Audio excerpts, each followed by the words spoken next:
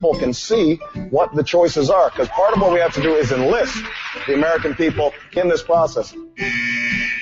These negotiations will be on C-SPAN, and so the public will be part of the conversation and will see the choices that are being made. We will work on this process publicly, streaming over the net. I'm in this race to tell the lobbyists in Washington that their days of setting the agenda are over. They will not work in my White House. That's why the lobbyists set the agenda, and that's why they won't drown out your voices anymore when I am President of the United States of America. Having inherited a trillion-dollar deficit, it will take a long time for us to close. We need to focus on what we need to move the economy forward, not on what's nice to have. That's why on Monday I held a fiscal summit to come up with a plan to put us on a more sustainable path. Irreverent, but honest and tastefully tacky somehow. Here comes another hour of insensitivity training with Glenn Woods. Yeah, you can take away a lot of things from me, and then at some point, like anybody else, I get upset and start fighting back. You touch my barbecue, EPA, we got a problem.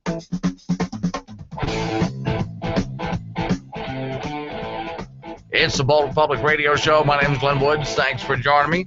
As always, phone number. To get involved in the show, it's easy to do. 307-363. 4093 is the phone number. That's 307-363-4093. And as always, pretty much everything I talk about and a whole lot more, you'll find it on my website, which is boldrepublic.com. So we talked about this before, but I got to update you on this thing. It's getting worse.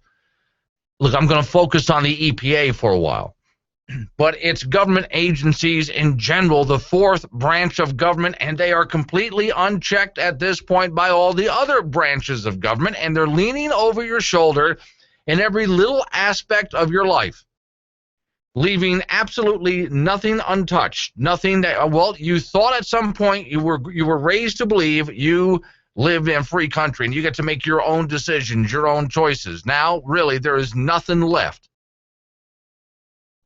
that they're not willing to mess with, because I can't even go out in your own backyard and plant a garden anymore without the government nannies showing up and telling you what you can and can't plant, when and how.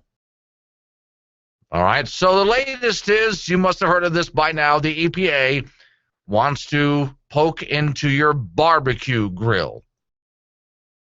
One thing government does not need to be is all up in my grill. This is our review of barbecue in the southern United States. And when my life is through,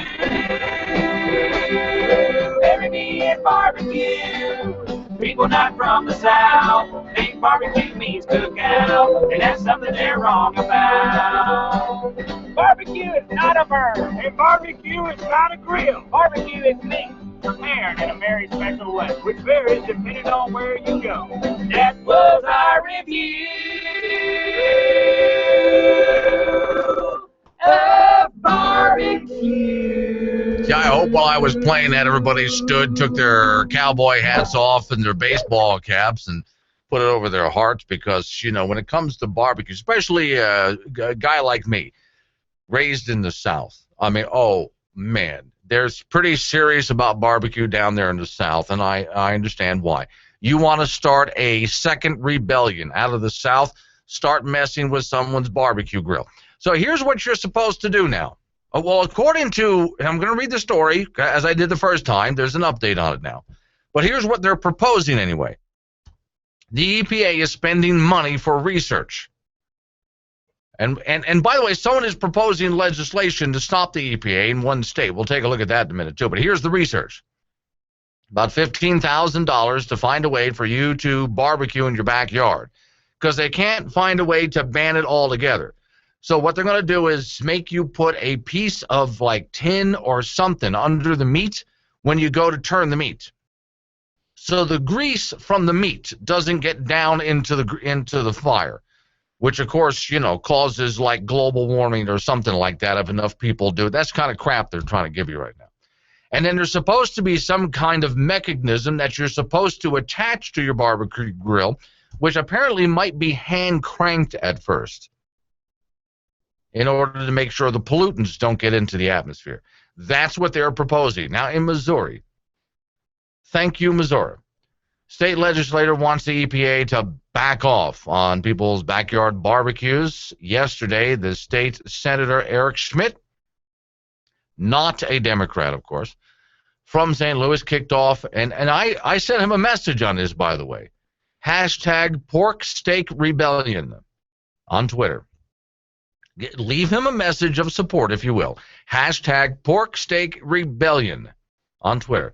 After he discovered the EPA's funding a study of propane grill emissions and suggested pitmasters and other emissions as well, and suggested pitmasters use a special tray to catch the grease drippings and a catalytic filtration system to reduce air pollution. So, he tweeted, "Fired up, let's fight." Hashtag pork steak rebellion. Together, the EPA's newest target, barbecue. Seriously? Yeah, seriously. Look, the very idea they want to do this, and I've got more than just this, folks. It's more than just this in your wood stove. Every little thing you do, there's some agency of government that wants to lean over your shoulder and tell you how you have to do it if they're going to let you do it at all. You thought you lived in a free country. Not so much anymore.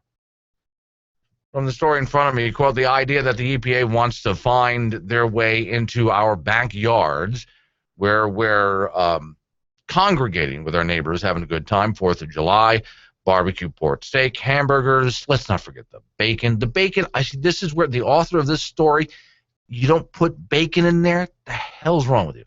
He says it's ridiculous and, well, an agency that's just flat out of control. Now, they should have never been given lawmaking authority. They call it rulemaking authority.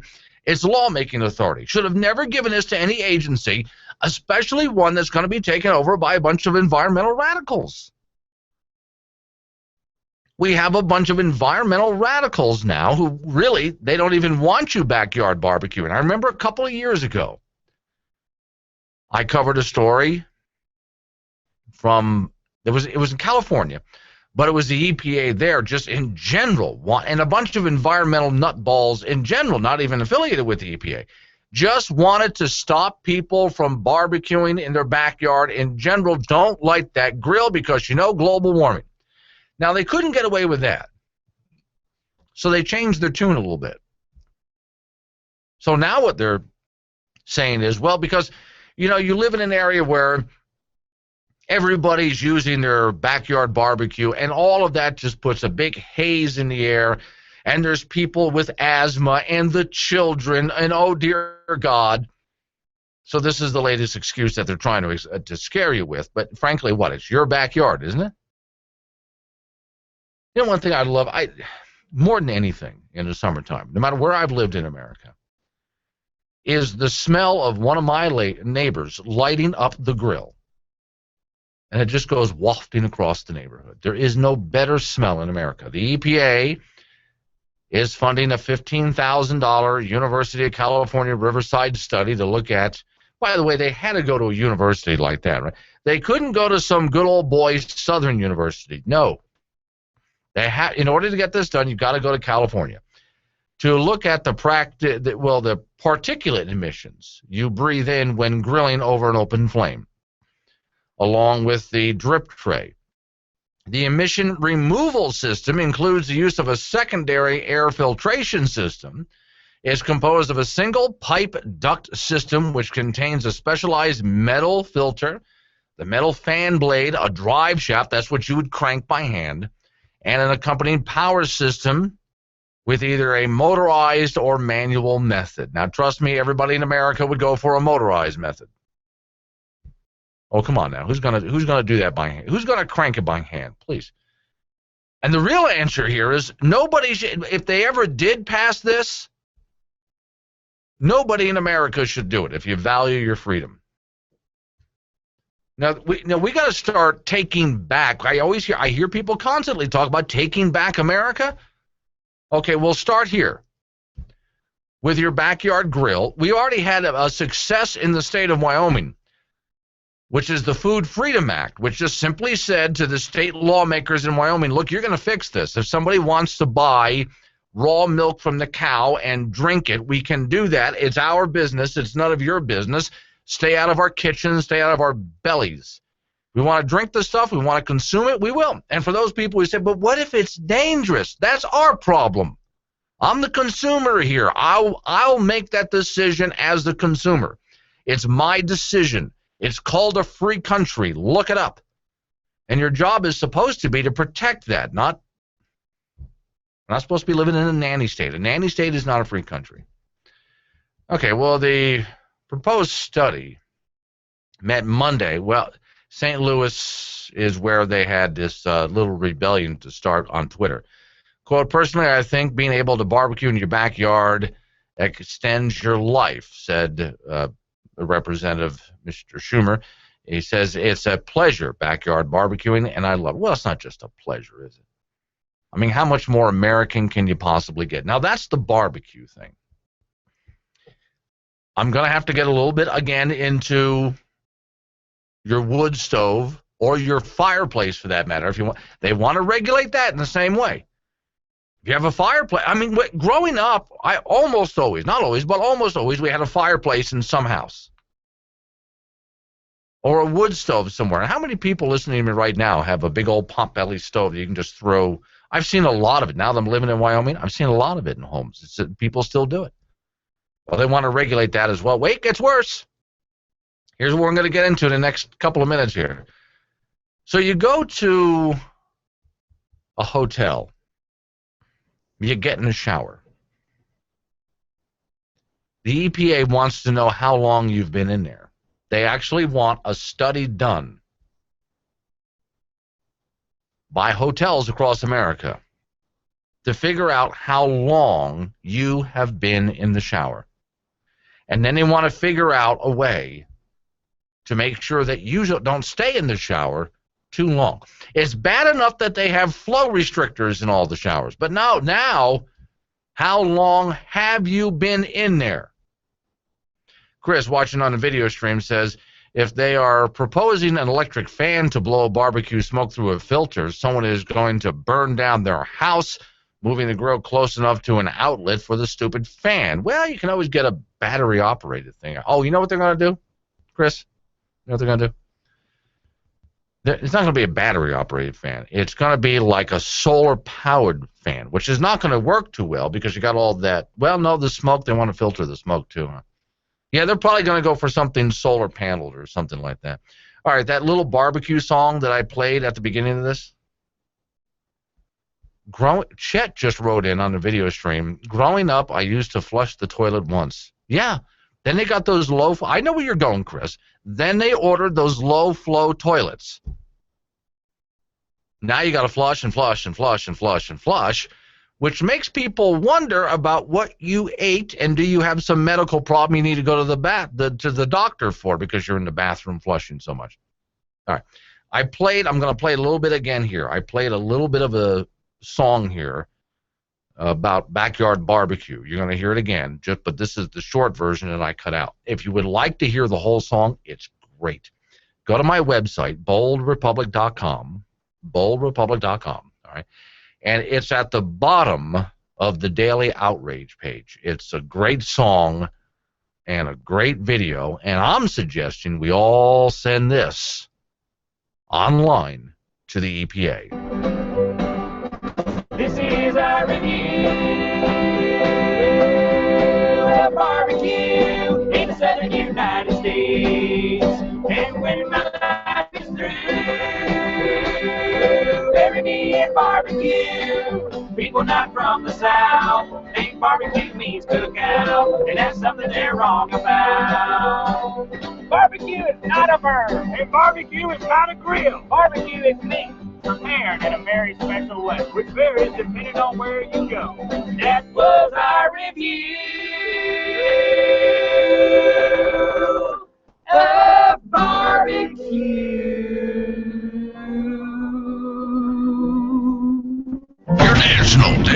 countdown for March 17th, 2015. 18 trillion, 156 billion. And now, a message from future generations. We are so screwed. This has been your National Dead Clock Count Up.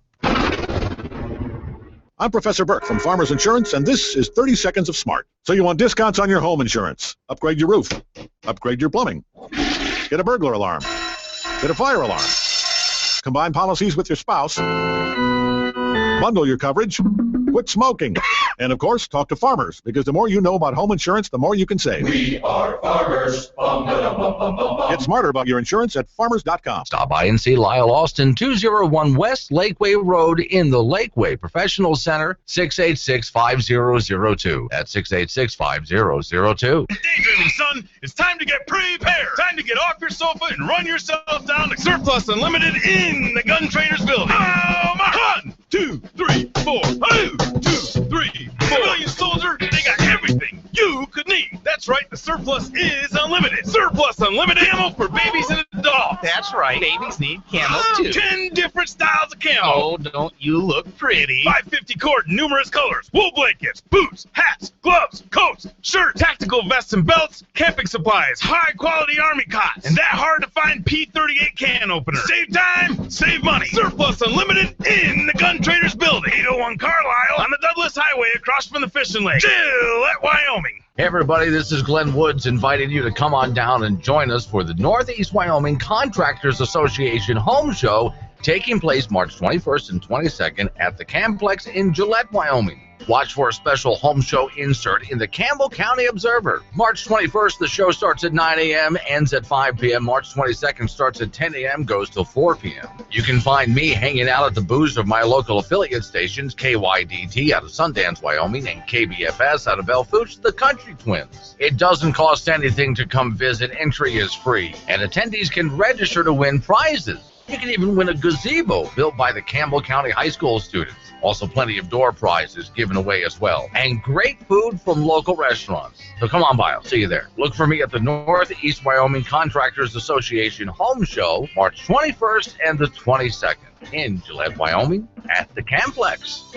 Hello, Americans. This is Rod with your local American-made store here in Gillette, Wyoming, where it's always made, right here in the USA. Have you seen our stainless steel art? It's beautiful. Yes, and he will do custom. Framed artwork. Check out our selection. Top-of-the-line stuffed olives, flavored olive oils. And yes, we have toys and Okabashi sandals. Free pocket constitution with purchase. We are the solution for this great nation. Get informed. Don't forget your veterans. God bless America, and buy American. It matters. MyMadeInAmericaStore.com. Hey, are you going to Jack's Liquor with me on St. Patty's Day? I'm not sure. What's going on?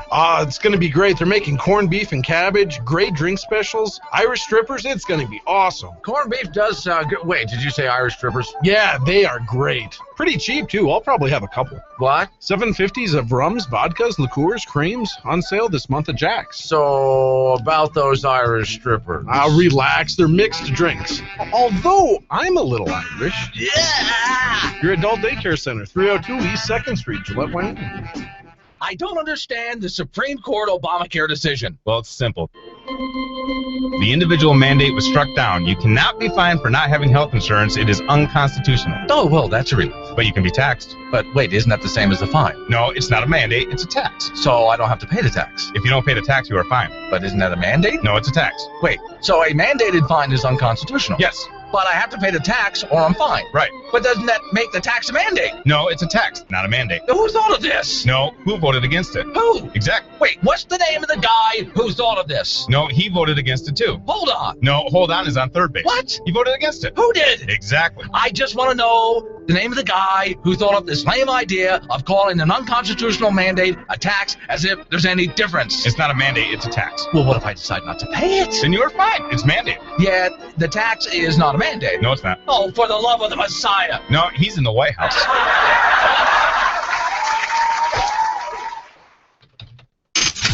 When you dance like nobody is watching. And when you call Glenn, talk like the NSA and IRS are listening.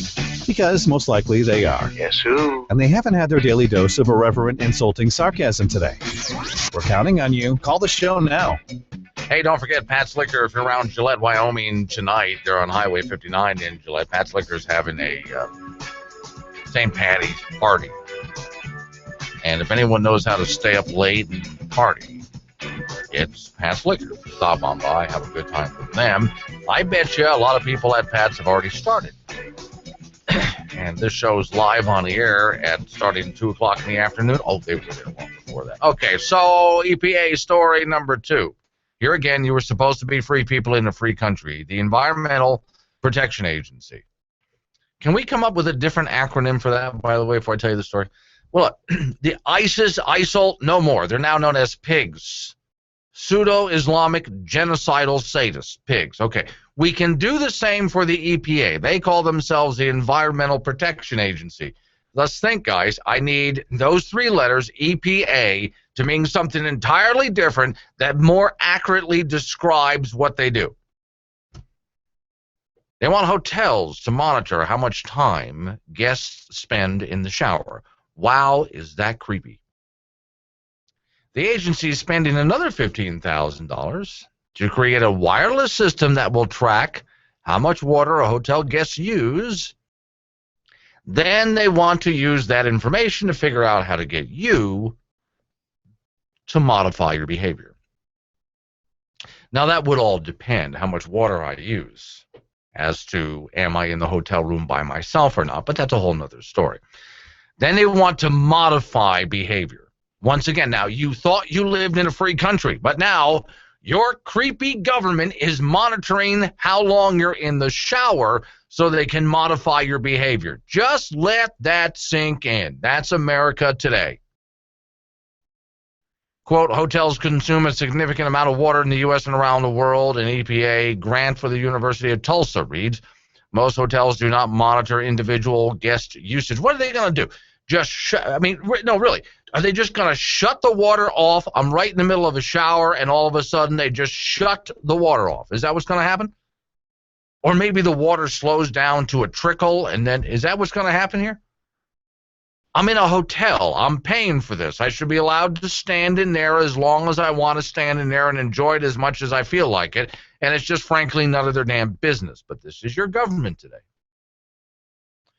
The proposal aims to develop a novel, low-cost wireless device for monitoring water use for hotel guest showers. The device will be designed to fit most new and existing hotels. The funding is going toward a prototype and market analysis of the goal of the project. Again, to change your behavior. Okay, so James just called in. He said, Environmental Prevention Agency.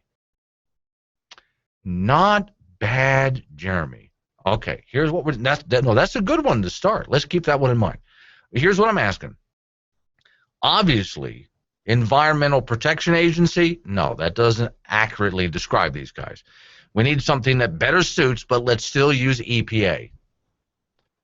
Environmental Prevention Agency. Not bad. And now they're getting creepy. How long do you think it's going to be before the EPA is in your bedroom monitoring that activity? No, trust me. Hang on. We'll get into it. I can do this. I'm a trained professional.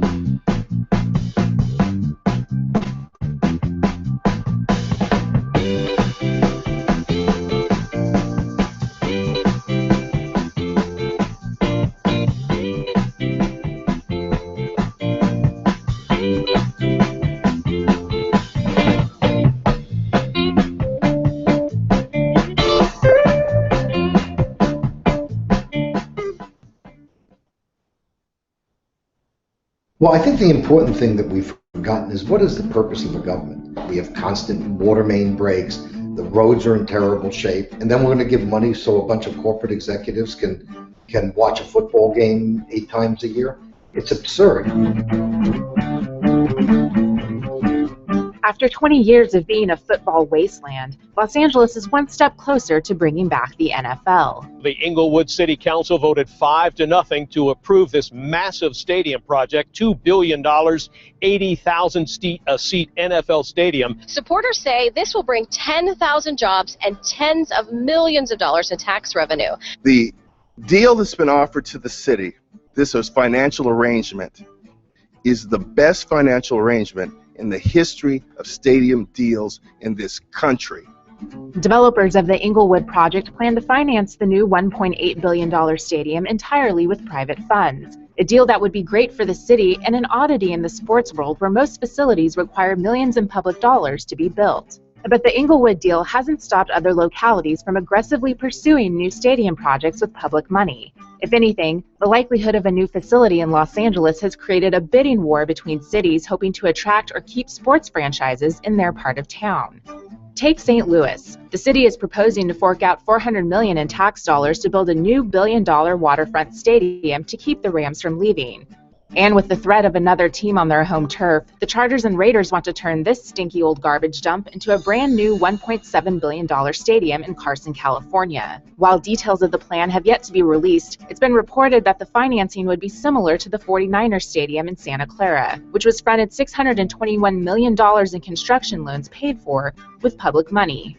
Even the union-busting fiscal conservative Scott Walker is not immune to the stadium craze. The Wisconsin governor wants to allocate $220 million in public bonds to keep the Bucks basketball franchise in Milwaukee.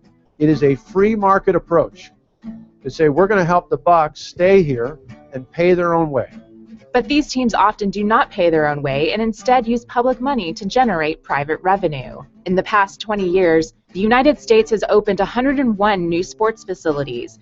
Stadium finance experts say that almost all of them have received public funding totaling billions of dollars. And even though study after study has shown little to no economic benefit, why do cities continue to be so stupid when it comes to building stadiums? This is a typical case of cities really responding to questions of image, what corporate sponsors want, and of course the unions are going to back it because they'll all be union construction jobs, and so they'll get those too.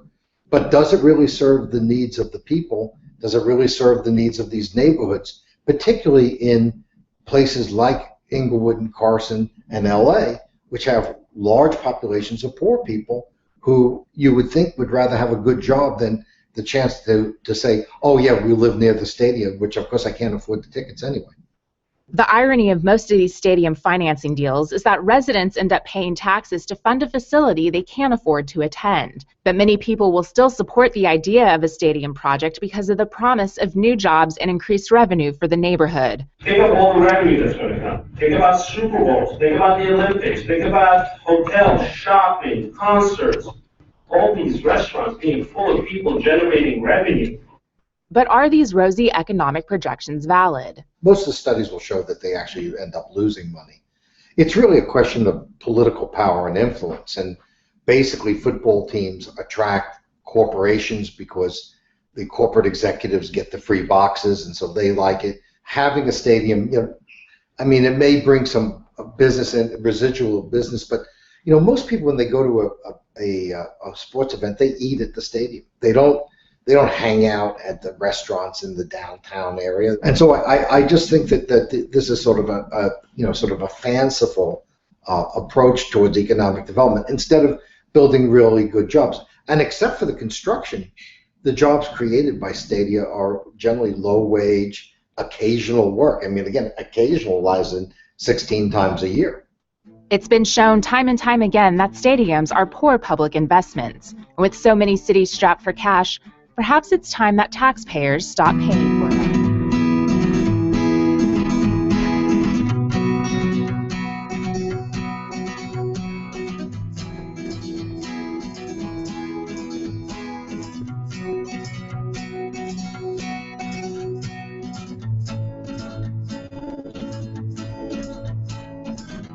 It's the Bold Republic Radio Show. My name is Glenn Woods. Thanks for joining me. Phone number to get involved in the action, 307-363-4093. That's 307-363-4093. So all the recommendations are coming in as quickly as possible. Here's what I was asking for. Since I started off by talking about the EPA, and they call themselves the Environmental Protection Agency. Well, as far as I'm concerned, we should do the same thing that we did for the group formerly known as ISIS or ISIL. They are not allowed to name themselves because they're going to give themselves some name that's either going to lie to you or sound really cool. So we renamed them pigs, pseudo-Islamic genocidal statists. Okay, so what about the EPA? Ooh, you people are the phone has been ringing during that last affiliate commercial break. Here's what I have so far. Jeremy says, Employment Prevention Agency. That's good. Calamity Jane called in. External privacy access. Okay, I see where she's going with that. That's clever.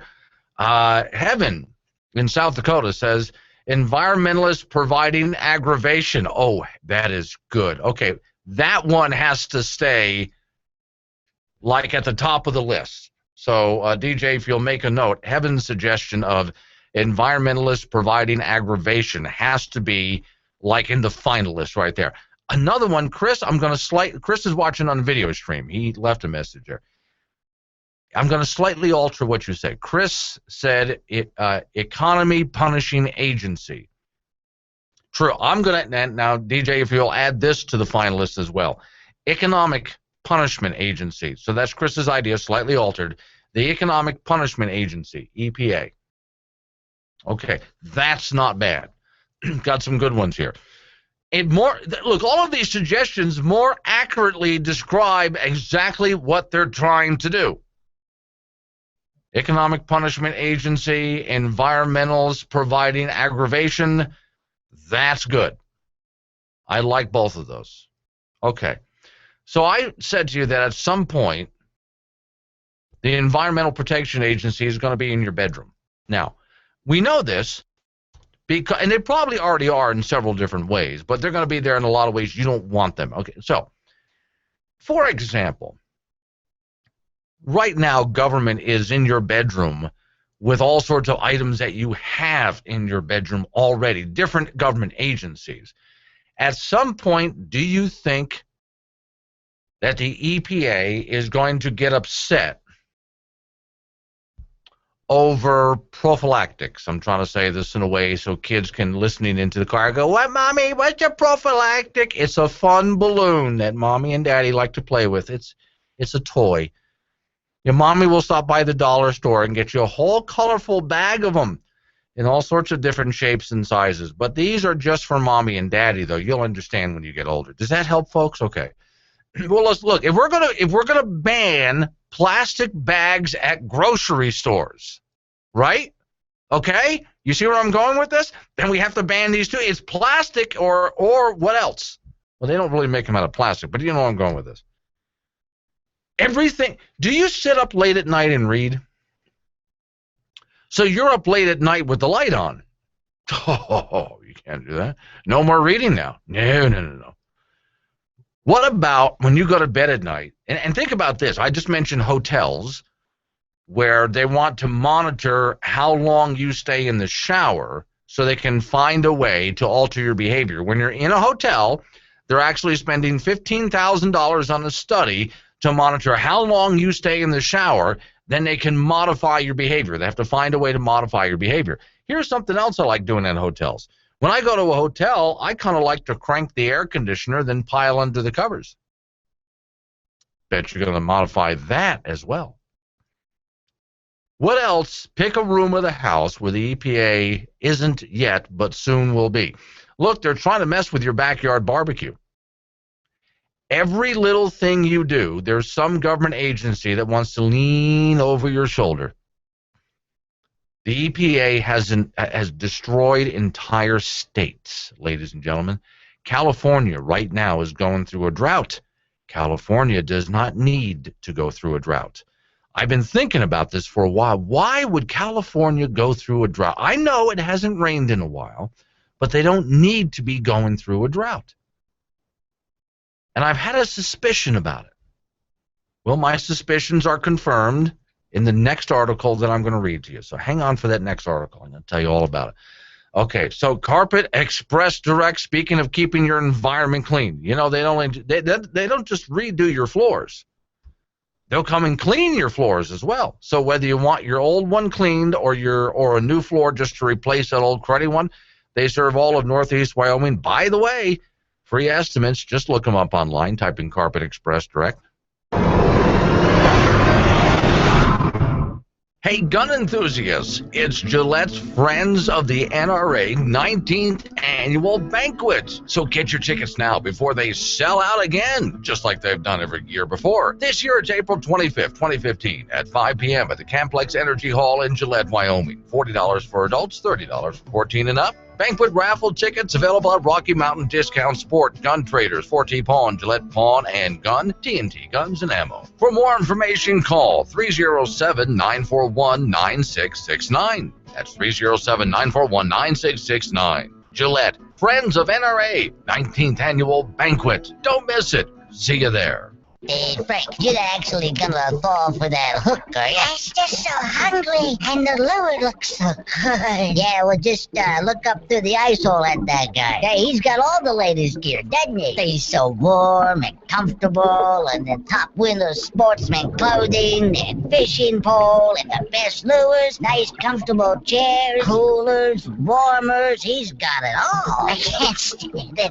I'm gonna bite the hook. Are you seriously gonna fall for that? No, it's just that it has to be warmer up there above the ice than down here in the water. Yeah, and that frying pan he's got on the fire's a lot more. Rocky Mountain Discount Sports has everything that the ice fisherman needs for the winter. Lines and lures, rods and reels. Special outfits to keep you warm, tents to keep the wind away, and the right kind of lures for winter fishing. Rocky Mountain Discount Sports, 4706 South Douglas Highway in Gillette, Wyoming. Open Monday through Saturday, 8 till 9, Sunday 9 to 6. Where will Wyoming be by the year 2100? Are we building a future for our children, or are we stealing it? Right now, government employees who expect a retirement check will find their pension fund broke in just 14 years. Wyoming's pension will go the way of pensions of Detroit and Illinois, which are already bankrupt. If we want Wyoming to still be a viable state at the next turn of the century, we can't let it go bankrupt. Wyoming needs to set the example and not saddle future generations with today's debt. Visit Wyoming2100.com for a few ideas on how we can avoid spending traps that are bankrupting so many other states. Wyoming2100.com. The long view, the right road. Smithers, you look exhausted. Oh, sir, I was at the office half the night. Really? Well, that's the third night this week. Yes, sir. I just can't seem to stay away. I'm not sure what's gotten into me. Dedication, son. I haven't seen that kind of work ethic in years. Right. Well, I'll probably be at the office late again tonight. There's just so much to do. You'll want to work late every night at the Office Saloon with Doc McGillicuddy Monday, Tap That Tuesdays, Screw It Wednesdays, Thirsty Thursdays, and thank God it's Friday with Bud and Bud Light specials. And at the office, you'll even want to work weekends. Saturday nights, ladies' nights, and mini-me Sundays. Work late at the Office Saloon. U.S. Highway 14 in Gillette, Wyoming, out toward the airport. Smithers, is there any luck with that client you've been chasing? Oh, yes, sir. Last night, she gave me her phone number. Attaboy, Smithers. Attaboy. Have you ever heard of the American Automation Association? Oh, probably not. We're a company that produces high-quality automation systems, the kind that replace employees, thus saving corporations lots of money and increasing their personal profits. Now, no doubt you've seen some of our inventions every day. The self-serve automated checkout at the grocery store, thus saving money on checkout clerks. The self-serve gas pump, that was us too. No need for an attendant. The ATM machine at your local bank. Yup, that was us. And so many more gadgets that are behind the scenes that you may not even know about, like the automation machine at this very radio station that eliminates the need for a full-time employee to man the board. On behalf of the American Automation Association, we would like to thank the Democrat Party for pushing a minimum wage increase up to $15 an hour. Each time the minimum wage is increased, we at the AAA get more business from companies looking to get rid of their lower wage employees and replace them with automation. A $15 an hour minimum wage increase would be a boom for our business. Also, thanks for heaping piles of rules and regulations on local companies as well, and taxes and Obamacare. Thanks to socialism, business at American Automation is booming. Hello. Yes. I think Glenn is going to take your call next, but don't call him Glenn. He wants to be called Pasty White Guy. Oh, no, he takes it as a compliment. Trust me. Wait, here we go. Back to the show. Back to Glenn Woods. So I just added in one for DJ to sort of mull over. We're trying to change EPA to mean something that's actually more appropriate than Environmental Protection Agency. So I said environmentalists pilfering America. Extortion and pilfering of America is what, and that's not bad either, DJ. So I said environmentalists pilfering America. DJ responds with extortionists pilfering America, which, you know, both actually do really fit. Because a lot of what the EPA does is flat out extortion. On the other hand, the Environmental Protection Agency is filled with what? A lot of radical environmentalists who are extorting America, bullying America, frankly, is what they are.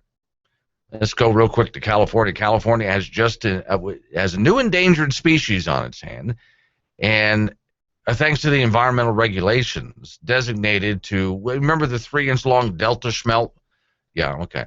State's environmental, the state's water agency is, well, thanks to the EPA, saying that even that is now endangered as well. Everything they're trying to save is even endangered. The short story on this is California really, I know they haven't had rain in a long time. They've had some crossover, but really the drought has not broken. But you know, plenty of water would still be flowing into California if they hadn't cut off the water, cut off the reservoirs, the dams, and so on. If it wasn't for that Delta smelt, the EPA, and a bunch of environmentalist radicals. And why is that? Okay, for those of you in Colorado, how much rain did you get past couple of years?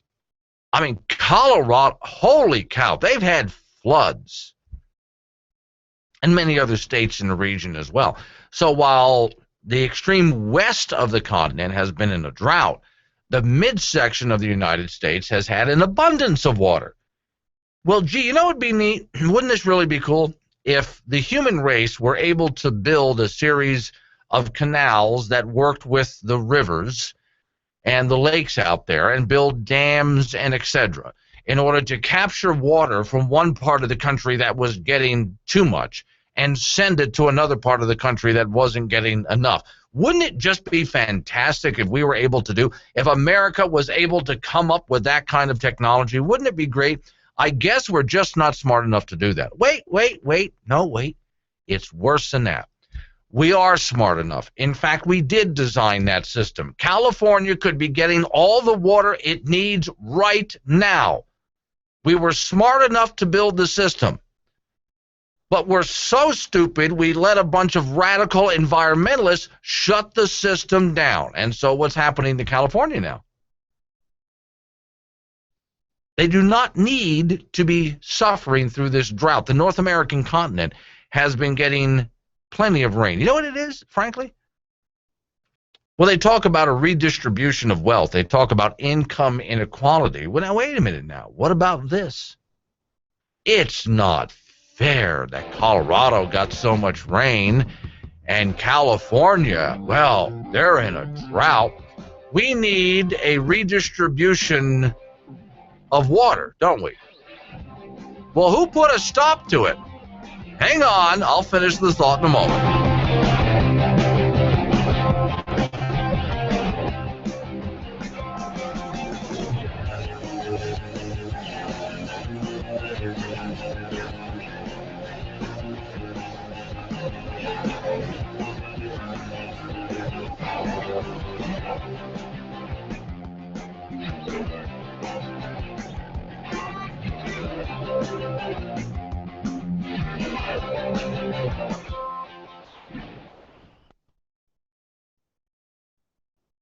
Ebola virus. What difference? Jim Crow Day. Was radical. Time to try something new.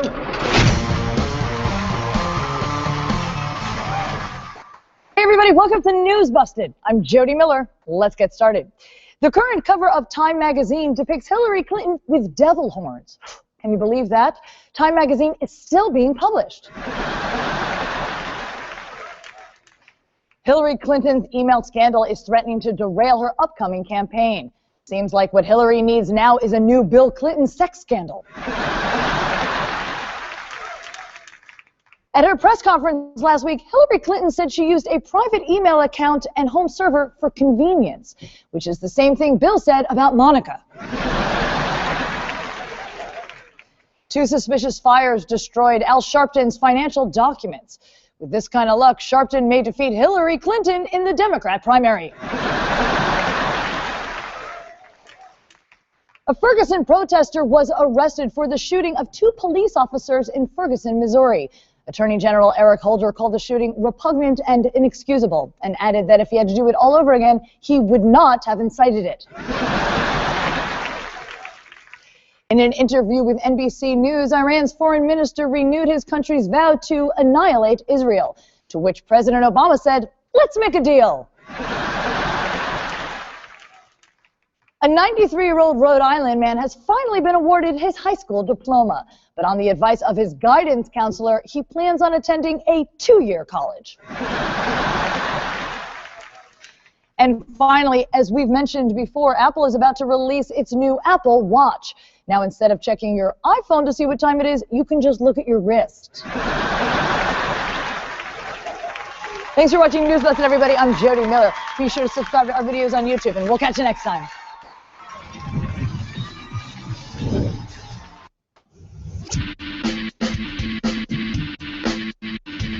What's a good cup of coffee if you can't spit it across the dashboard now and then, right?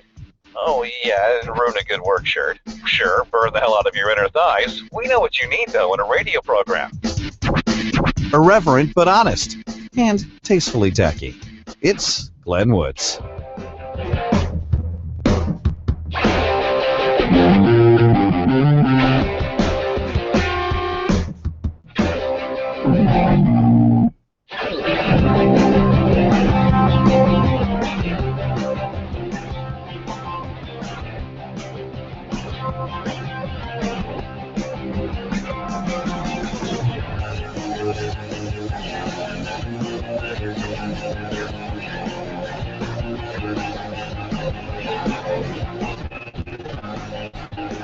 It's the Bold Public Radio Show. My name is Glenn Woods. Thanks for joining me. Don't forget, folks, there is an app for that. Here's how it works. If you're listening on our local radio station, that's great.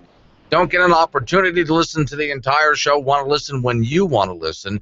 There is an app for that. Just go to your app store, type in Bold Republic. It's absolutely free. You can listen whenever you want to listen to. Yeah, I don't want to say that on the air, DJ. There's the thing. No, Tim from Tampa. Everybody's absolutely. Yeah, and I understand what Tim has said there is not a cuss word. But it's going to sound like it if I say that on the air. So here's what I want everybody to do. There's several that we have here, and DJ has a running list going of all the different suggestions. I know you've already called her. Okay, get ready with your phones again. 307-363-4093. That's 307-363-4093. And I would like you to vote on which one is the best. We're going to replace the EPA, okay, with something that just makes more sense. So the Employment Prevention Agency, that's number one. External privacy access. Environmentalists providing aggravation. Environmentalists pilfering America. Extortion and pilfering America. Okay, those are our suggestions. If you have another one, by all means, throw that in. But if you folks would call back, 307-363-4093, if you need her to read them off again, she will, and vote for your favorite. She will also repeat to you what Tim said that I will not say on the air. So if you want to know what Tim said, you can ask her that, and if you want to vote for it, that's fine. We'll just post it online because Tim said something perfectly innocent. It just sounds bad. So I won't be doing that either. So, okay. And I'll make sure to post this list online as well so everybody can vote online if you don't want to call DJ and vote now. Okay? That's how that works. So think about this. At one point, America did something extraordinary. We built the interstate highway system. Now, I'm not for big government, as you know. But there's a few cases where they got it right.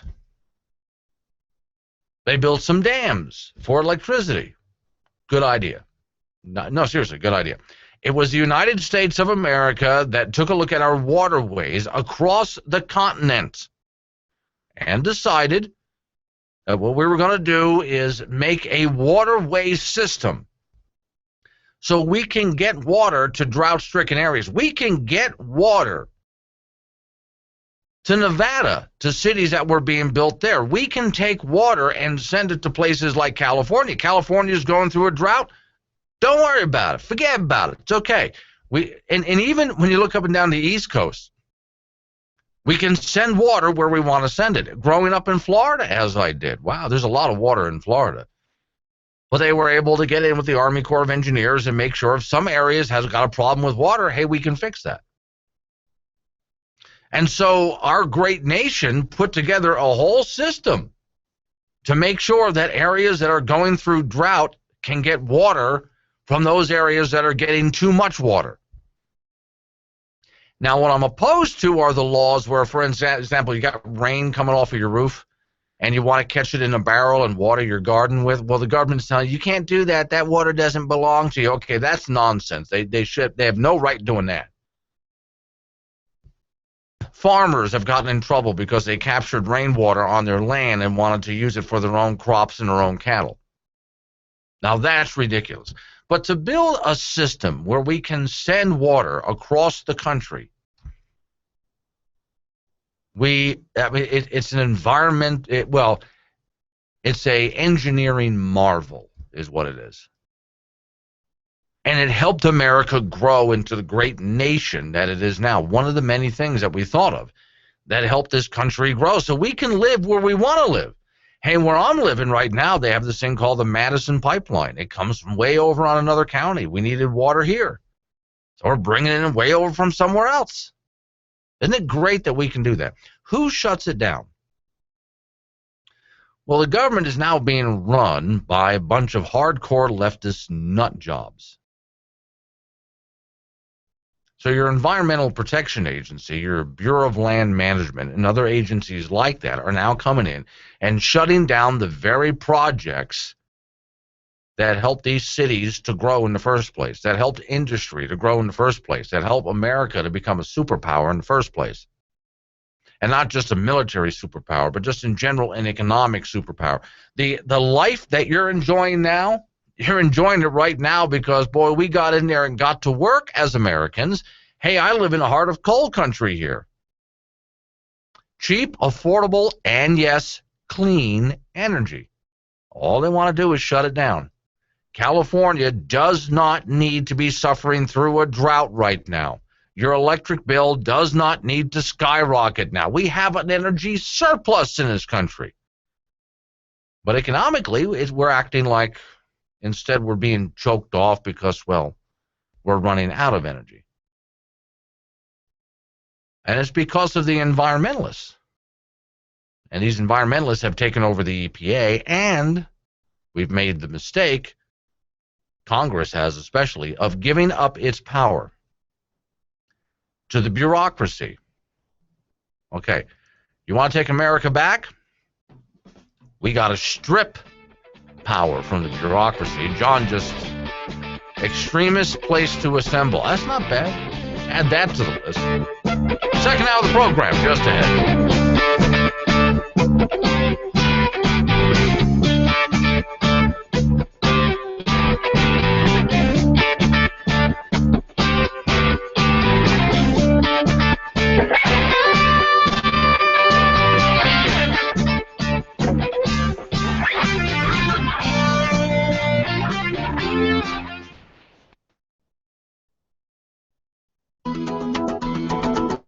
We are an oil and gas publication that focuses on the Marcellus Shale in northern Pennsylvania.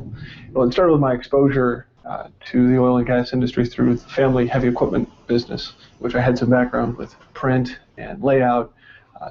Kind of made sense, something that a guy could keep in the truck and pick up and use as a resource to find local businesses that cater to his needs. Mansfield, it's a small community, sort of a tourist town. A lot of that has changed with, of course, the introduction of Marcellus Shale. The oil and gas industry has definitely created a lot of jobs here. There's a lot of potential for a lot of different people to find employment in many different types of industries, not just drilling. I'm the manager here at Mansfield Farm and Garden, known as Hampson's. We didn't carry any of these supplies. Our biggest was ice fishing supplies. We have recently got into the gas exploration business, carrying FR clothing, steel-toed boots, safety wear, pretty much anything to keep you warm and dry for gas exploration. And now most of our business is this every day. Financially, it's tenfold what we ever expected. It's been an amazing adventure. Our business is industrial supplies. We sell tools, nuts, bolts, and such to corporations as far as factories. With the gas industry coming into the area, our sales have tripled. I've been able to hire 3 or 4 new salespeople. It's really been a big boom for the area. The shops are full. All these different stores here, a lot of them used to be vacant. Now there's thriving businesses in all these stores. We're getting new hotels, new restaurants.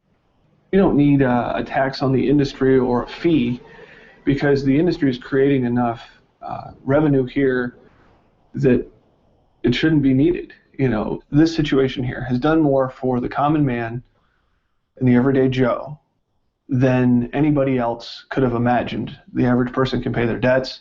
There's opportunities for working class people, entrepreneurs, etc. It's been a wonderful, wonderful thing, except for the traffic. So many businesses are coming here to start with that this can only get better.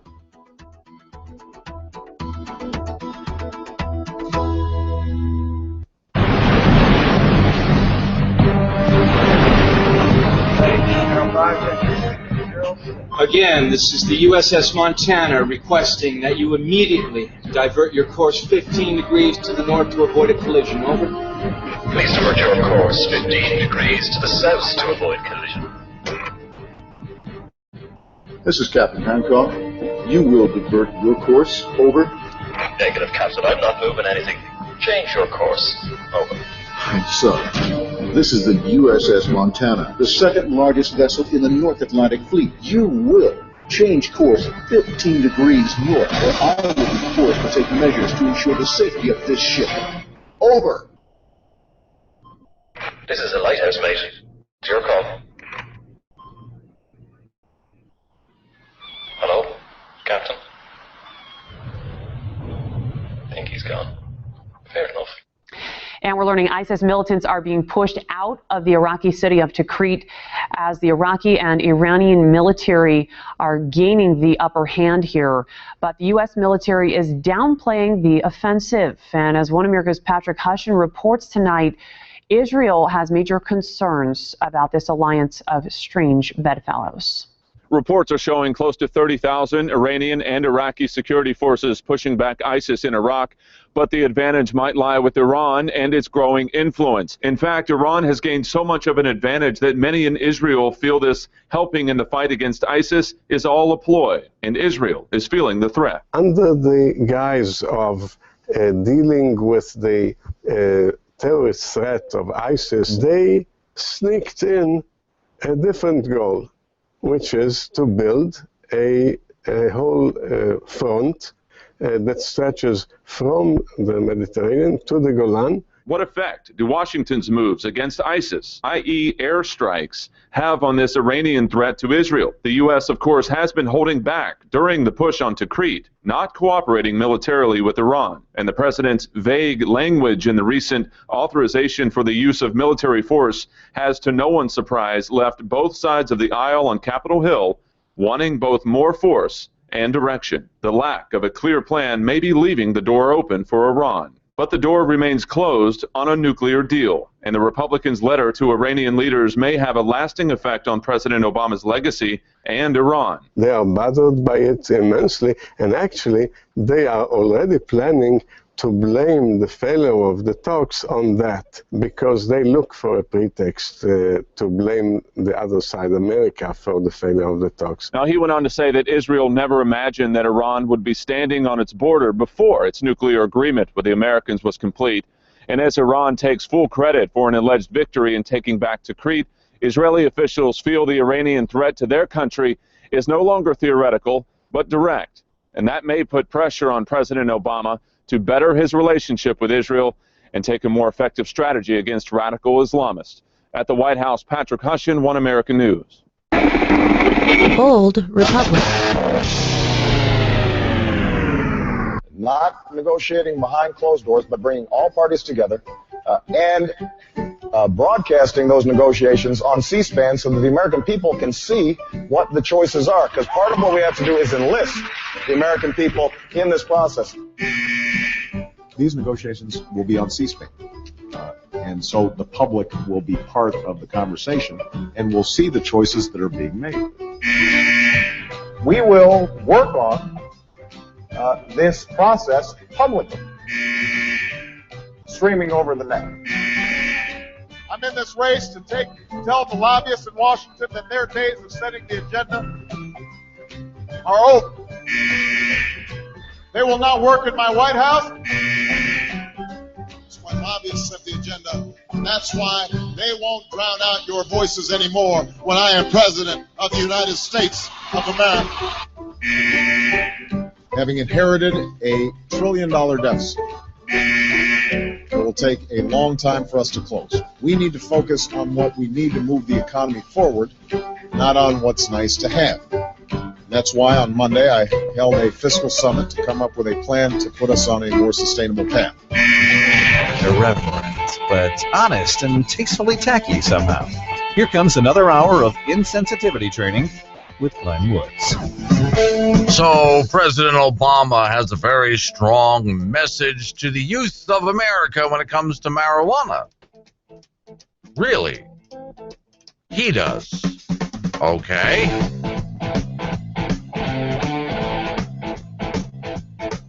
Hey, it's the Bold Republic Radio Show. My name is Glenn Woods. Thanks for joining me. Phone number if you want to get involved. And a lot of people calling in making suggestions on the EPA. I'm going to tell you what those suggestions are right now. But 307-363-4093 is the phone number. That's 307-363-4093. And if you're someone watching on the video stream, how are you?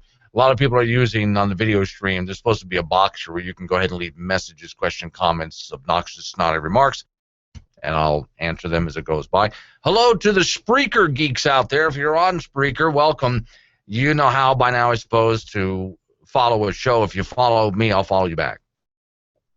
So please go ahead and follow me on Spreaker as well. So Tim came back with a PG version for the Environmental Protection Agency. And for those just joining me, here's what I'm doing. Just like ISIS, ISIL, we can't do that. That's allowing them to pick their name. And they're going to do something that sounds cool and gives the image that they want to give. So we changed their name to pigs, pseudo-Islamic, genocidal sadists. And they hate pigs. Nothing could be more important. So, Environmental Protection Agency, we're running a list here. If you would like to vote, now's a good time to do it. If you have a suggestion, 307-363-4093. That's 307-363-4093. So let me see. Tim came back with a PG version because what he had originally suggested, Tim from Tampa, was very good. But if I were to say it on the air, it would sound like I was cussing on the air, even though I wasn't, and I'm just not going to do that.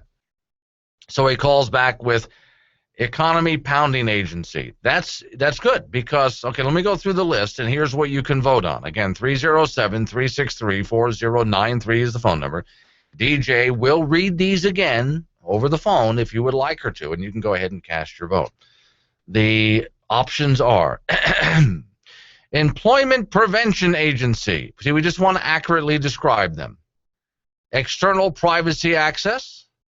Environmentalists Providing Aggravation. That's a good one. I like that one. Let me see. Environmentalists Pilfering America. Extortion and Pilfering of America, or Extortionists Pilfering America. That, to me, that's my favorite one. Extortionists Pilfering America. And let's see. That was Tim's original suggestion. Especially preventable. You can finish the rest. It starts with the letter A. Especially preventative. I'm just not going to say the rest on here. And then Tim's PG version, which is economy pounding agency. So, okay. Those are the suggestions. If you would like to make a suggestion or vote, 307-363-4093 is the phone number. Extortionist pilfering America is still my favorite so far. Okay, so get a load of this. Wait, can you remember? You're not supposed to remember this, by the way. What President Obama was doing in his youth? Yeah, he was riding around Hawaii in a smoke-filled van, just puffing away on a joint with his buddies and looking down their noses on everyone, like they still do today. Headline, Obama to the youth of America, stop obsessing about marijuana, start focusing on climate change. First off, you have to be stoned to believe in global warming. Let's just get that out of the way right now, okay? Second, who is this president to tell the youth of America, stop obsessing about marijuana? Have you read the guy's biography? I'm not going to say autobiography. He didn't write it. Have you read it? He brags about his days as a youth riding around in a smoke-filled van, puffing away. But he's going to lead by example. I don't think you can do that. You know something? That's as bad as Bill Clinton. I didn't inhale. Yeah, okay, sure you did. All right. President Barack Obama told Vice News in an interview released yesterday, America's youth should stop obsessing about legalization of marijuana. No, just do it illegally like the president did. Sure, that's the answer, right? Instead, they should be thinking about climate change because, you know, to the youth of America, let me speak honestly just to you guys, okay? Let me tell you something. Climate change has been happening naturally for billions of years, so I see no reason to obsess about it other than be prepared for the changes. Because the changes will come. They're going to happen. So just be prepared for it. There you go. Obama's interview with Vice News covered political gridlock, global warming, and foreign policy, but aside from pressing issues like framing a coherent and unified response to Iran's nuclear program. Oh, by the way, during the course of this interview, the president blamed the terrorist group known as PIGS. He blamed it on George Bush. Well, we should have, we should aim before we shoot, said President Obama. It's all George Bush's fault that we're in this mess right now. If we hadn't have gone in there, none of this would be happening in the Mideast right now. Does he honestly believe that that's what's going on here? Maybe the president's version of history only goes back so far. Or, I got a better idea. Once again, he's trying to point the finger and cast the blame at something that he was responsible for. Let's not forget, this president said, I am going to end the war in Iraq. I am going to end the war in Afghanistan. Then he went around the country bragging to cheering crowds of Democrats. I ended 2 wars. And they went, yay, he ended 2 wars. Now remember what you and I were saying during this entire time, those of you out there who actually do think. Okay, if you have an enemy attacking you and you end up getting into a fight with him, is the fight over because you say it's over? Let's put it another way. Okay, you're back in middle school. You're trying to take a shortcut behind the gym to get to a class. The school bully corners you. You find yourself defending yourself. You're not trying to get into a fight. You don't want to fight, but you're defending yourself. At some point, you've just had enough, and you back off. And you say to the bully, okay, that's it. You know, fight's over. I'm leaving. What do you think the bully's going to do at that point? Is the bully going to look at you and go, oh, okay, I guess we're done here? Is that what's going to happen? No.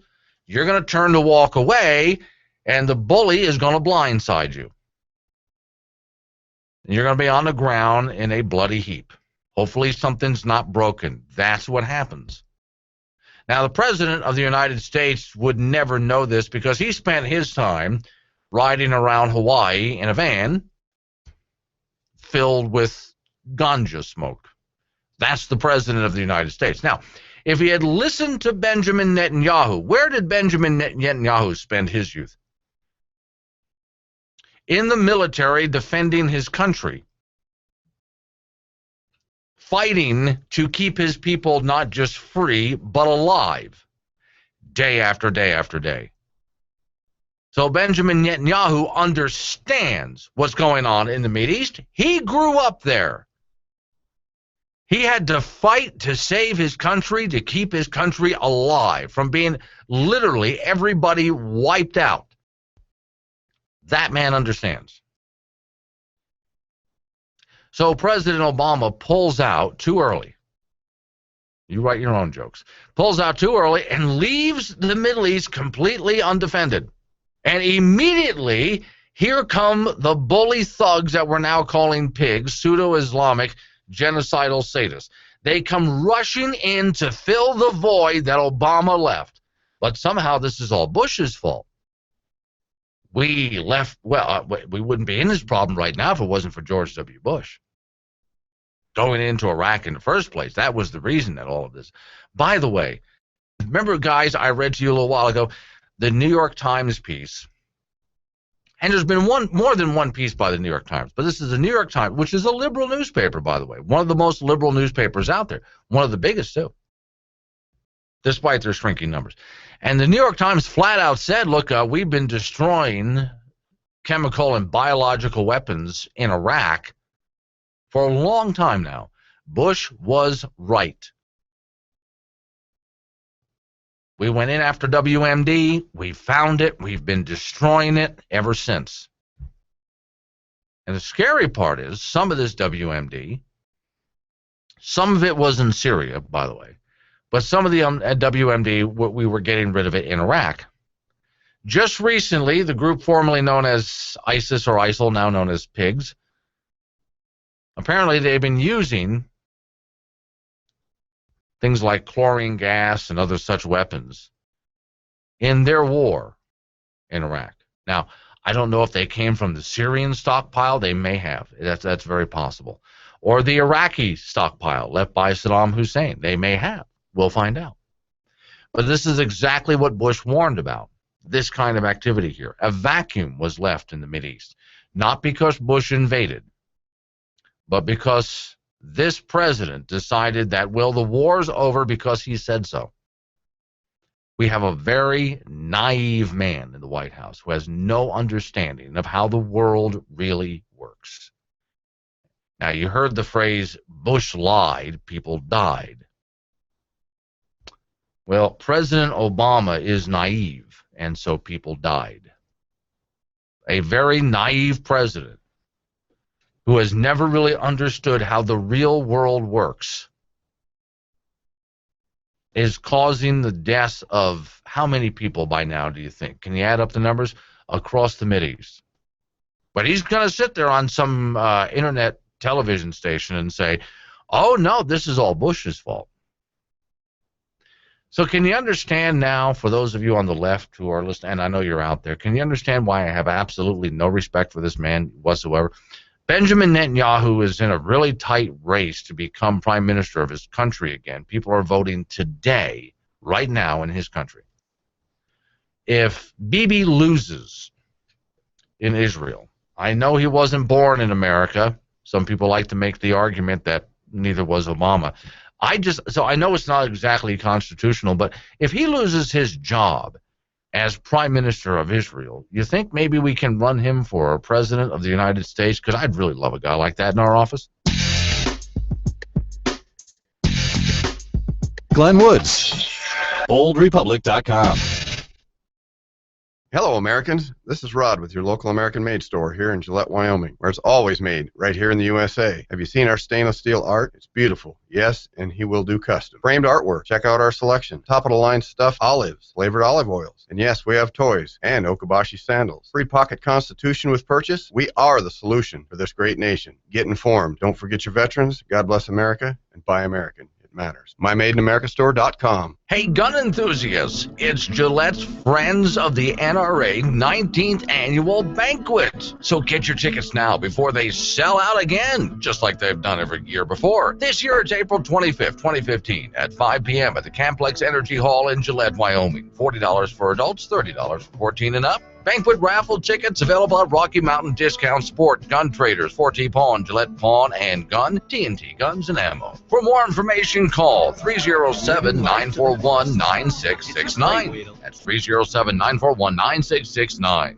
Gillette, Friends of NRA, 19th Annual Banquet. Don't miss it. See you there. Yeah, it seems the Higgs transponder flagellated your subtwell drive and capacitated your moron circuit. Does your mechanic speak another language? So I figured we reversed the polarity on the latch trigger and transposed the Weller circuit, and that should do it. Some mechanics take advantage of the fact that you can't speak or understand them. Yep, this is going to do it, but it's going to be expensive. But at Ideal Auto, we speak your language. This broke. Me fix.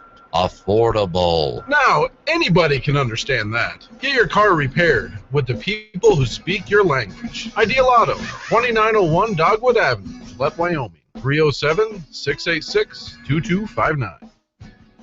Howdy, folks. Are you tired of getting that $5 fine for whining about your beer or wine?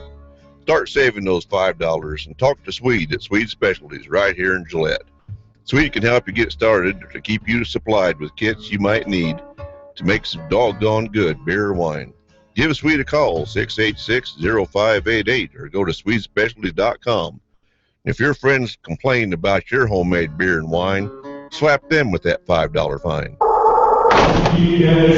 Welcome to the Church of Global Warming. Sorry, I just came in to get out of the cold. You don't mind, do you? Well, you know, the cold outside is due to global warming. Wait, wasn't this the same church that said that this part of the world was going to be a sandy desert by now? Global warming works in mysterious ways. Right, kind of like God works in mysterious ways. Hey, careful how you talk about the Obama. You know, I think I'll just wait outside and suffer in the driving blizzard. Besides, it's freezing cold in here. That's because global warming froze over the wind turbine blades in the clouds, and snow and ice cover the solar panels, you idiot!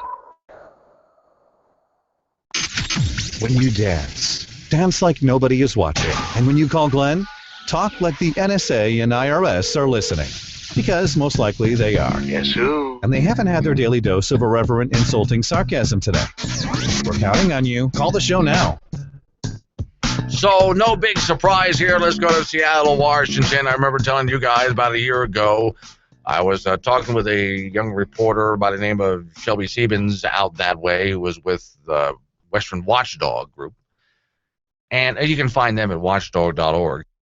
And so, we were covering the story of what was happening in SeaTac, and then Seattle, Washington decided to follow suit in their recent elections, and that would be raising the minimum wage to $15 an hour. So, look, I said this is a great idea. Not because of what I knew was going to happen, but because let them do what they think is a great, let them do it. The left is constantly telling us how stupid we are. Fine. Sometimes you can't convince people. You just go ahead and do it. Fine. And we're going to sit back here and watch the consequences of it. And when the consequences happen, let's see if you guys will own up to the mistake. And many of them do. To give credit to many people on the left, they'll turn and say, okay, we thought that raising the minimum wage to $15 an hour was going to be a great idea. But now that we see the consequences, okay, we were wrong. There are a few hardcore leftists out there that no matter what, they will come up with any excuse they can to say that, no, it was a great, we should do this nationwide. Let's go to Seattle. From the website mynorthwest.com, taken from Monday's edition of KIRO Radio, the Dory Madison Show. Seattle restaurants are closing. Not all of them, but many, because of the coming $15 an hour minimum wage. She writes, I'm not just talking about fast food joints, which, by the way, I do feel for those guys, those franchise owners are rich people, she says. If you have 20 to 30 stores, you can afford to. We can deal with that argument in a moment, okay? Because, again, that's a faulty argument. But hold on. She writes, then you have a number of restaurants that are closing down because $15 an hour. Seattle Magazine had a story about this. Queen Anne's Grub restaurant closed February 14th. Pioneer Square Little Uncle shut down. Great names for restaurants, by the way. That was on February 25th. Boat Street Cafe will close May 30th. Restaurant owners said certainly there's a lot of reasons, but they said that $15 an hour is a major factor in all of this. Since the legislation was announced last summer, Seattle Times and, in their eating section, have reported on restaurant owners' concerns about how they're really going to operate on such a thin margin. Now, understand, right away when we talk $15 an hour minimum wage for restaurants, immediately people say, well, McDonald's, because, hey, hang on a second now. Yes, I know there's a lot of chain fast food restaurants out there. I get that. There are. But what about the non-chain ones, the mom and pop fast food restaurants out there? What about them? They can't do this. They just simply can't.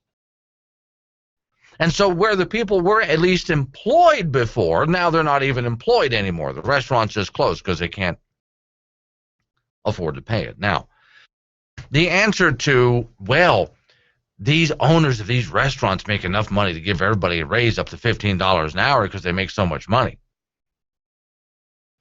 If they raised the wages across, all of the restaurants, they're not going to be making money. Every single restaurant has to make a profit, or there is no profit at all, is the flaw in that argument. The next one is, folks, you are worth what you produce.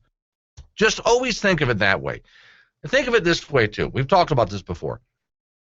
The economy is not money. The economy is not money. The economy is what we produce. The clothes on your back, the food in your belly, the shoes on your feet, the car you drive, the house you live in. That's what the economy is. The economy is what we produce. Money is just the tool of trade. So a guy worth $3 billion does not have $3 billion sitting in a vault somewhere. Trillions of dollars circulate around America every single day. It's just the tool of exchange. That's all it is. Nobody owns it. It's just what we're using to trade what we own. You are worth what you own and what you produce. So a guy that's worth $3 billion, he's worth $3 billion. Why? Because that's between how much stuff he has and how much he produces every year, that decides his worth. So a guy who's standing in front of a hot grill, what is his job really? Flipping hamburgers. Quite literally, he takes a meat patty and puts it down in front of him. Then after about a minute, he turns it over. Then he scoops it up with the spatula and moves it over to the next person, and they finish assembling the sandwich. That's his job. Put a patty on the grill, flip it, move it down the line. That's his job. And it's a greasy, thin, little piece of meat. How much money do you think he's going to make off of that? He doesn't produce much. Why is the billionaire worth billions of dollars? Because that's how much he produces. You are worth how much you produce. Don't blame the fast food industry for that. If you're not making a living wage, don't blame your boss. Why are you still there? Figure out the skills necessary to move on out, move on up, and get a move on. You weren't supposed to be there. Past high school, maybe a minimum wage job while you're going through college. After that, you weren't supposed to be there anymore. Why are you still there? That's the answer. Well, we're now seeing the result in Seattle, Washington. Here's the answer to the question, folks. What happens when you raise the minimum wage to $15 an hour? People are unemployed. That's what happens.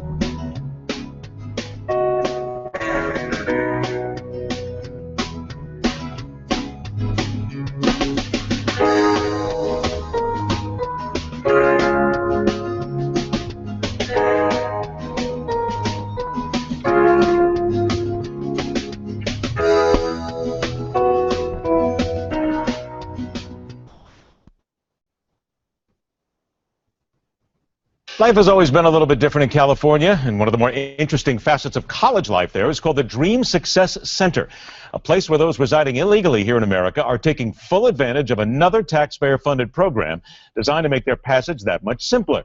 But what then about those who were born here, served in the military, and seem to be getting short shrift? Our guest is campus correspondent for campusreform.org, the college news service that has been looking into this issue on several campuses across America. Welcome, Gabriella Morangello, to Midpoint. Gabriella, thanks so much for being here. My pleasure. Tell us a little bit about this, because this comes down to something called the Dream Success Center that has now been opened on, I believe, 4 campuses in California, correct? Correct. This is funded entirely by students' out-of-pocket student fees and by taxpayer dollars in California. And what this does is it sends a message that illegal behavior is something that should be worn as a badge of honor. And it gives students, this certain resource that isn't extended to all students. And if you're going to do that, if you're going to give something to one student, to one group of students in particular, it certainly shouldn't be to those who are residing in this country illegally. All right, so then wait a minute. Why do they do something like this then? Because if we're involved in California taxpayer dollars doing this, and the taxpayers are going to say, why is my money going here? Why do they do this then? There's got to be a reason. They've got to be getting away with it legally. Well, the university thinks that it's their job to promote higher education to undocumented students. And this isn't the first time that California has rewarded illegal behavior in the state. They currently allow students to take up to $20,000 in student financial aid, and students in the state of California can pay in-state tuition. So this is part of a much larger trend. Now, this is at Cal State Long Beach, and there's 3 others in their system, correct? Just these schools? Yes, there's 3 other schools that currently offer similar resource centers for illegal immigrants. And one of the biggest issues that we've seen students at Cal State Long Beach express is that no such center exists on campus for student veterans. So what this is sending is a message that Cal State Long Beach essentially believes illegal immigrants are a more important segment of the student body than those who have put their lives on the line to defend our country. Now, when you talk about, that should leave California taxpayers outraged. When you talk about no center exists to serve student veterans, in other words, in a Cal State Long Beach, in these 4 schools, there is nothing here like this that basically would help veterans as they try to further their education? There is not an exclusive center at Cal State Long Beach's campus that serves student veterans, similar to the one that is now serving illegal immigrants. What has been the reaction then of students? Because if this is coming out of student money and taxpayer money, I would imagine that somebody's got to be upset. Absolutely. Students realize that they're being treated as piggy banks to serve, help fund universities' political pet projects. That's all that this is. And the Leadership Institute's campusreform.org has been following this at several universities, including Rutgers University in New Jersey, where taxpayer money and student fees were used to help fund an admissions-only fare for undocumented students, which is similar. It offered similar resources to what this campus center at CSU Long Beach is there to offer. What is in this Dream Success Center? What can the students get when they go there? Well, there's going to be academic counseling and career guidance available to these students, as well as computers available for their use. And I spoke with a student who attends CSU Long Beach, and he said that this wasn't just a vacant space on campus that they suddenly decided to use as this Dream Success Center. They actually had to move other places around in order to accommodate this special resource center for illegal immigrants. After campusreform.org did this story, what was the response from Cal State Long Beach? We have yet to hear from administrators at Cal State Long Beach, and we have reached out to them several times. And this is not the only place, because apparently there's also something like this that goes on the other coast at Rutgers University, correct? Yes, there's the admissions fair for illegal immigrants, and at NYU as well. We saw students recently rally together hoping to create a scholarship fund that was exclusively for illegal immigrants. So that is concerning in itself, because it says that it's not just university administrators who are guilty of putting illegal immigrants on a pedestal. It's actually students themselves who are championing for these special benefits.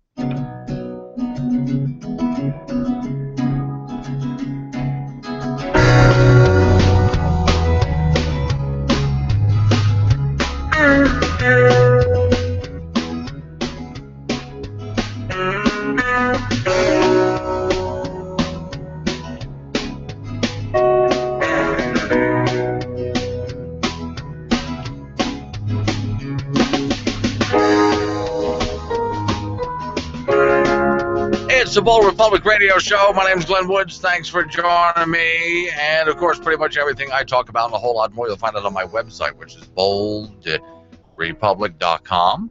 Don't forget, you can download old shows, special video features. There's all sorts of things to explore. Don't forget, you have friend, follow, and subscribe. Just go to boldrepublic.com right there on the front page. Facebook, Twitter, Google+, YouTube page. Just take advantage of all of that.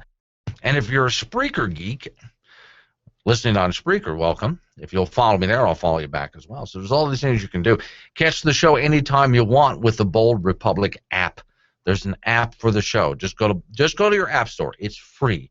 boldrepublic.com. Download the app. Boom. Listen anytime you want. Live or later. By the way, I was just reminded by DJ to set up the machine when I leave here today, because sometimes people hear the show later and they want to comment. Well, you can. We'll get all your information and just schedule in your call like a guest if you want to do it that way. That's fine. Anytime you want. Okay, so I like doing this.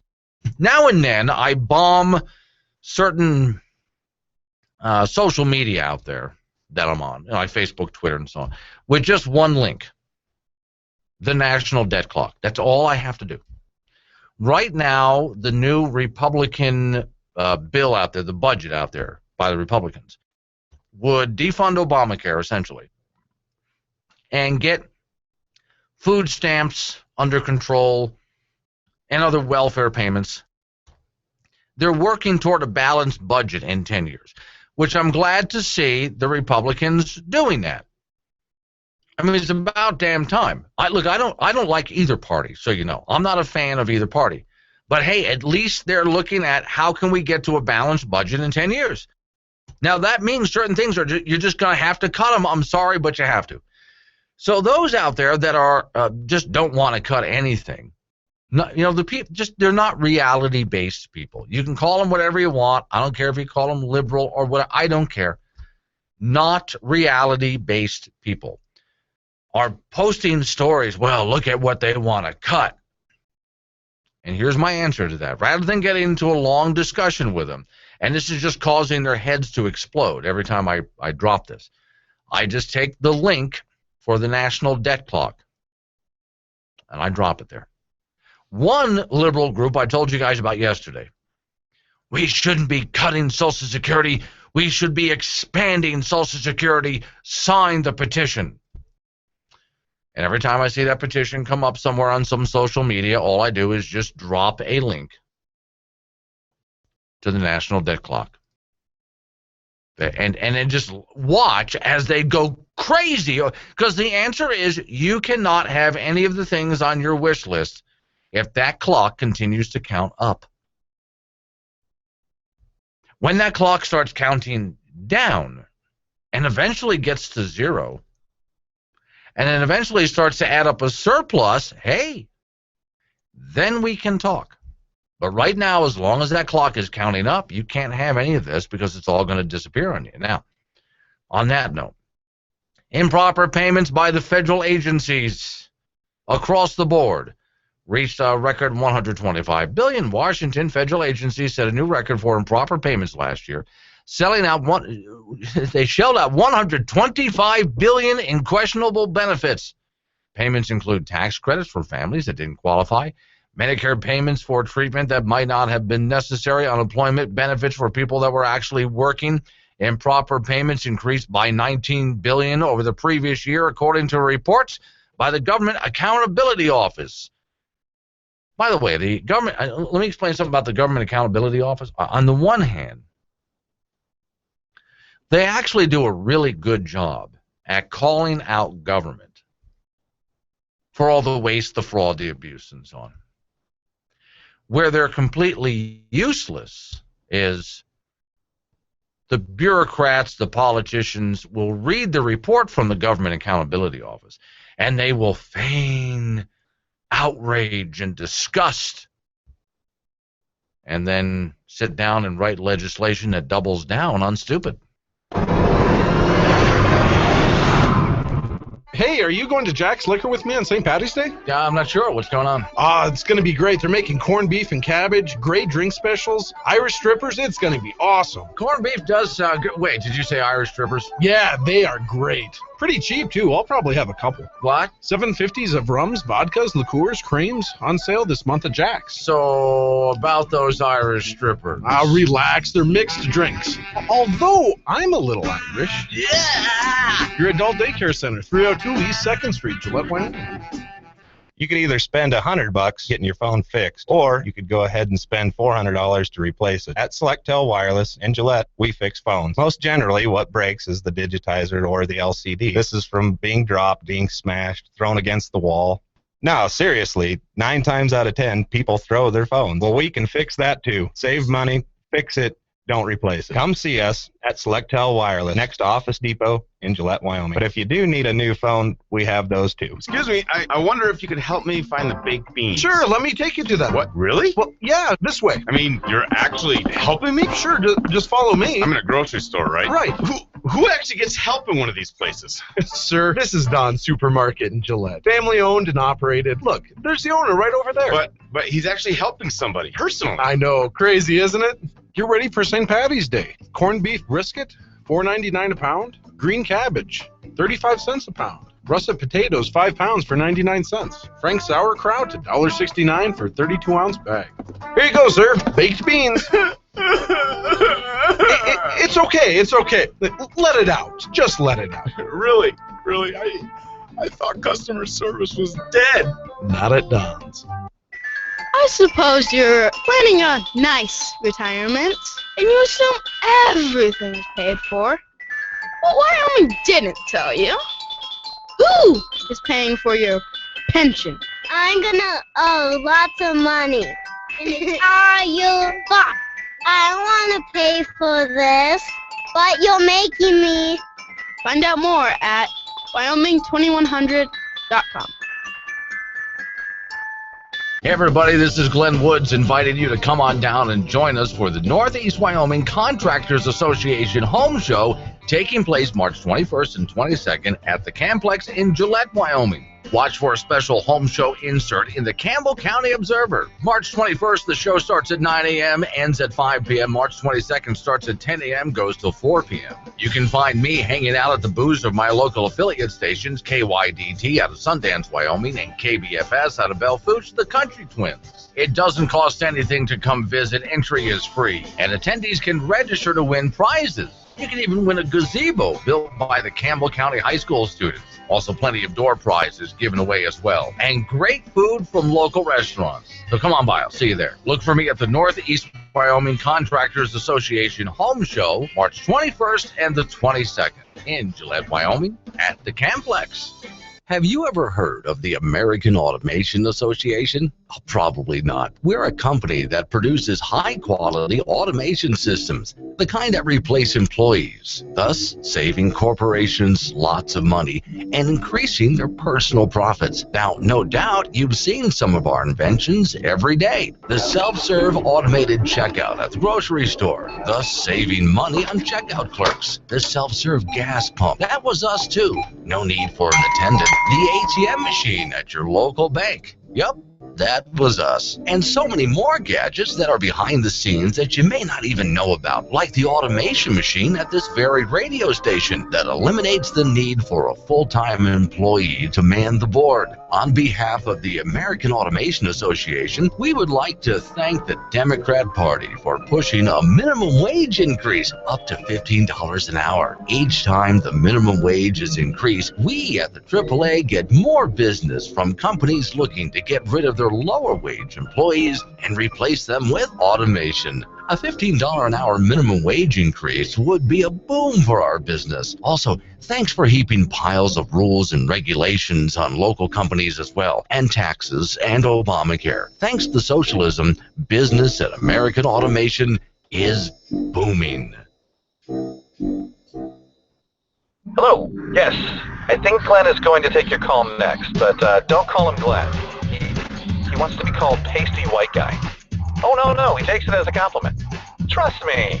Wait, here we go. back to the show.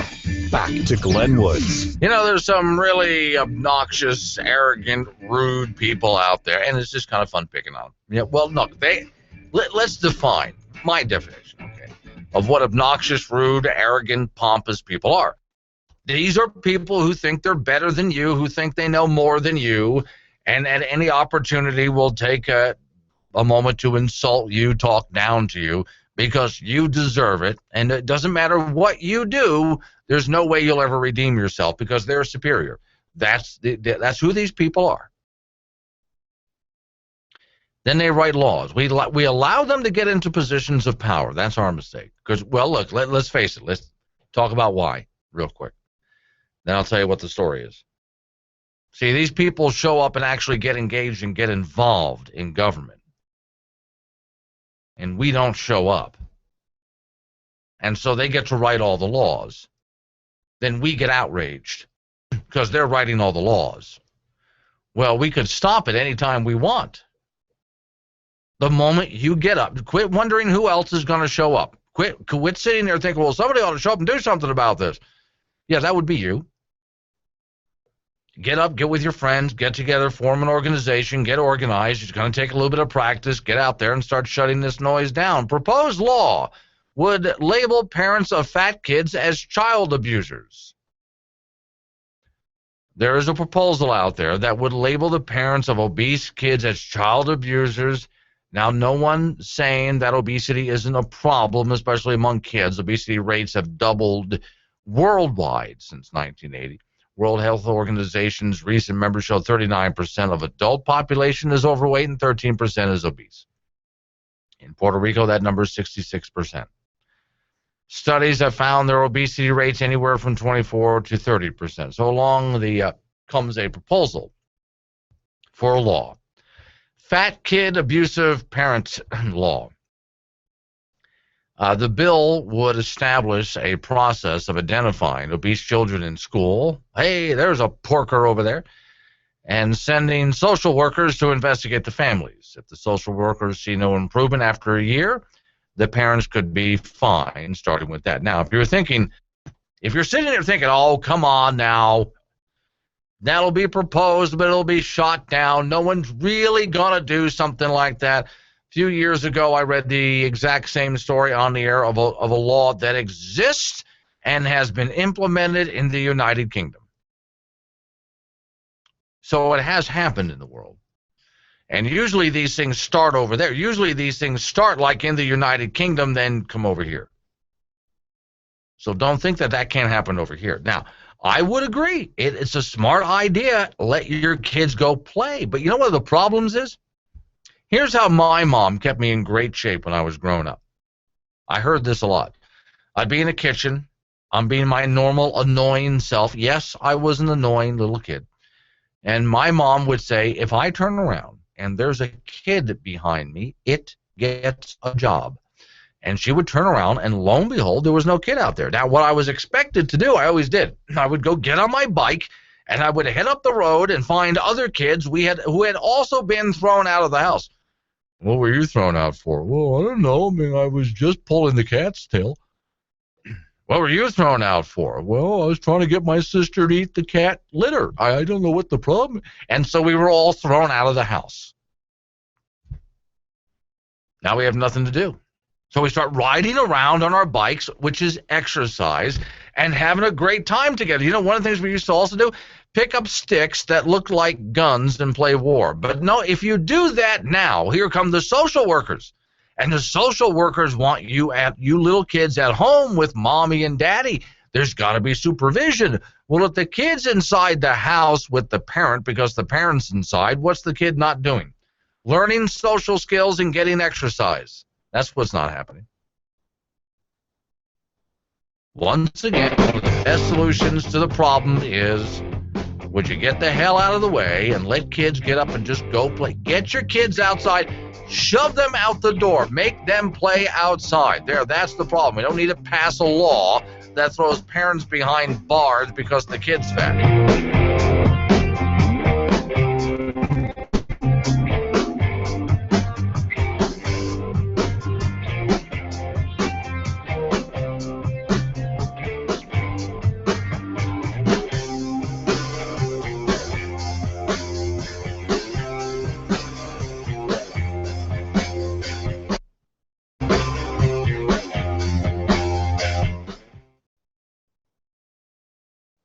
My name is John McPhail. I'm from Collins, Mississippi.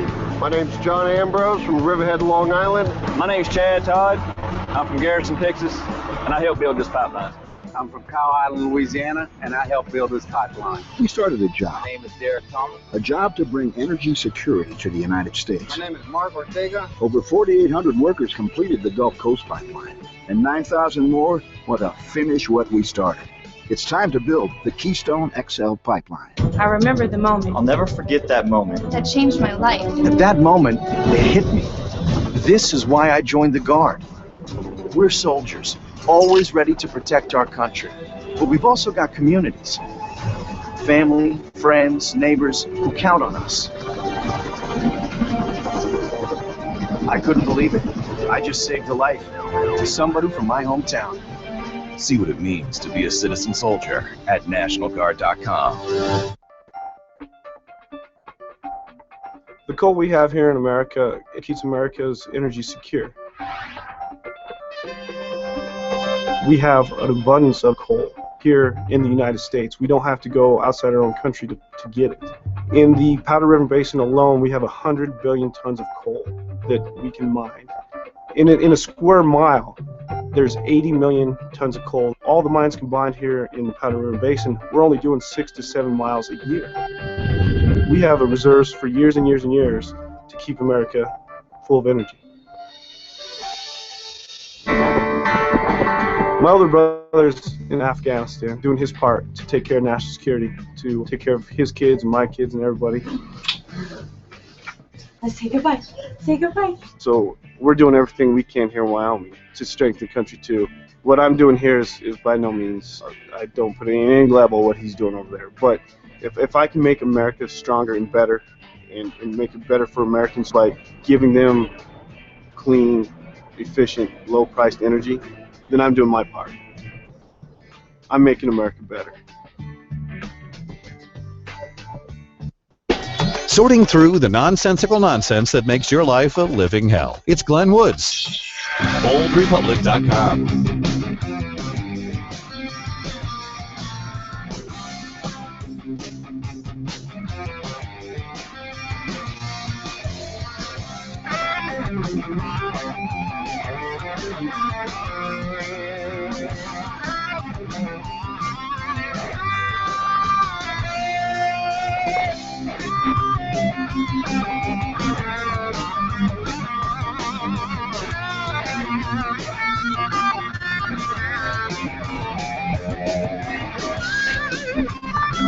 It's a Bold Republic radio show. My name is Glenn Woods. Thanks for joining me. So, okay, I mentioned throwing the kids outside. I have to tell you this story. I mentioned turning around just to get, if your kid is fat, if your kid is obese, here's what you do. Just send the kid outside, tell him to go play. Now, if the social workers show up, then you have a problem in your town that you got to get rid of. And we'll talk about that another time, because that is a problem. If police and social workers don't want your kids playing unless there's an adult just standing right there hovering over them like a helicopter, your town has a big problem and you need to get out there and fix it. And don't wait for somebody else to show up.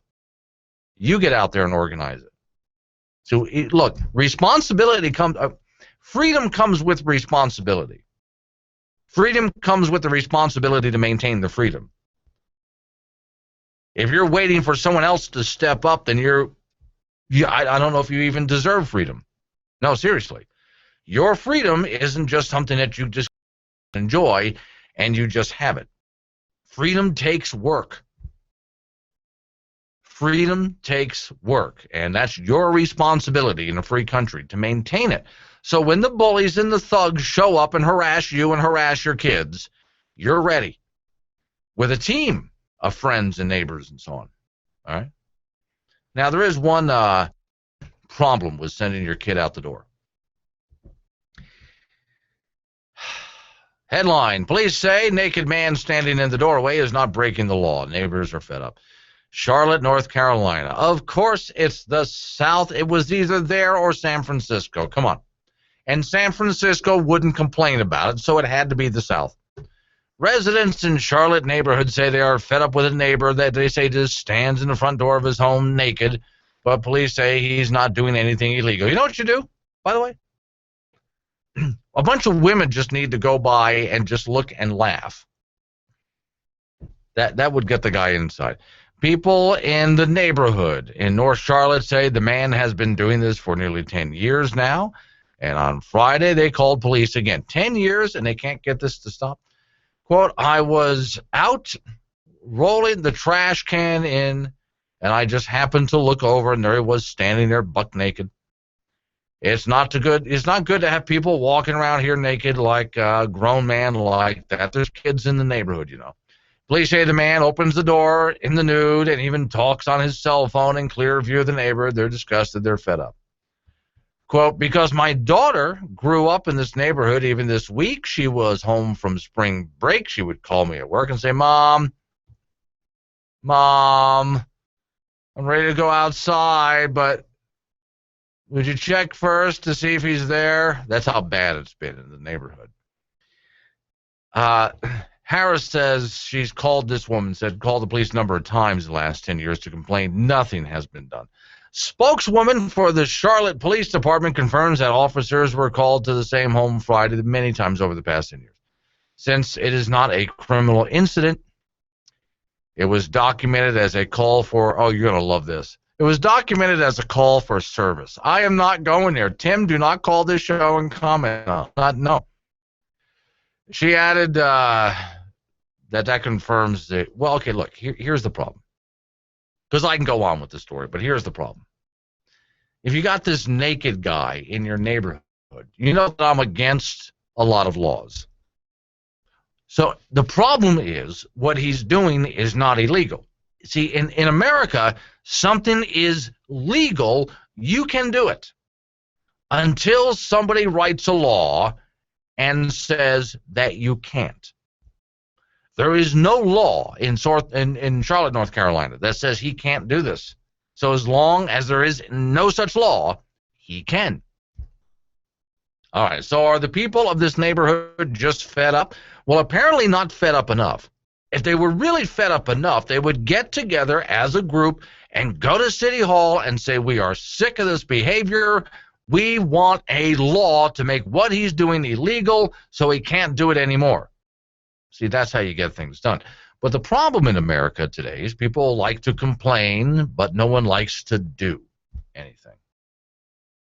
So the naked man story is funny, but what about all the times I've told you stories about people who just want to plant a garden in their yard and they're told that they can't. Government says you can't. Well, how did they get away with that? Because when they were writing that law, nobody showed up to stop it. There you go.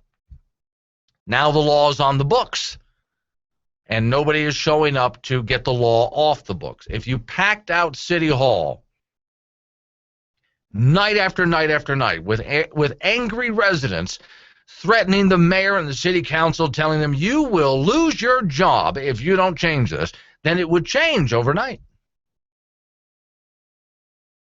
As long as Americans are complacent, we're just going to continue to lose everything that this country has had.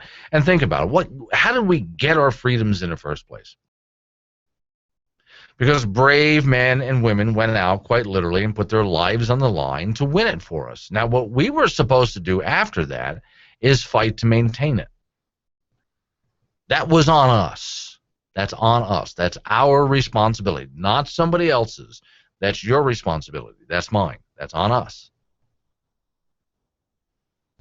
So complain all you want until you're ready to do something about it. You're just going to continue to have your freedoms and liberties eroded away. Third and final hour of the program just ahead, folks, right after your local station does some local news.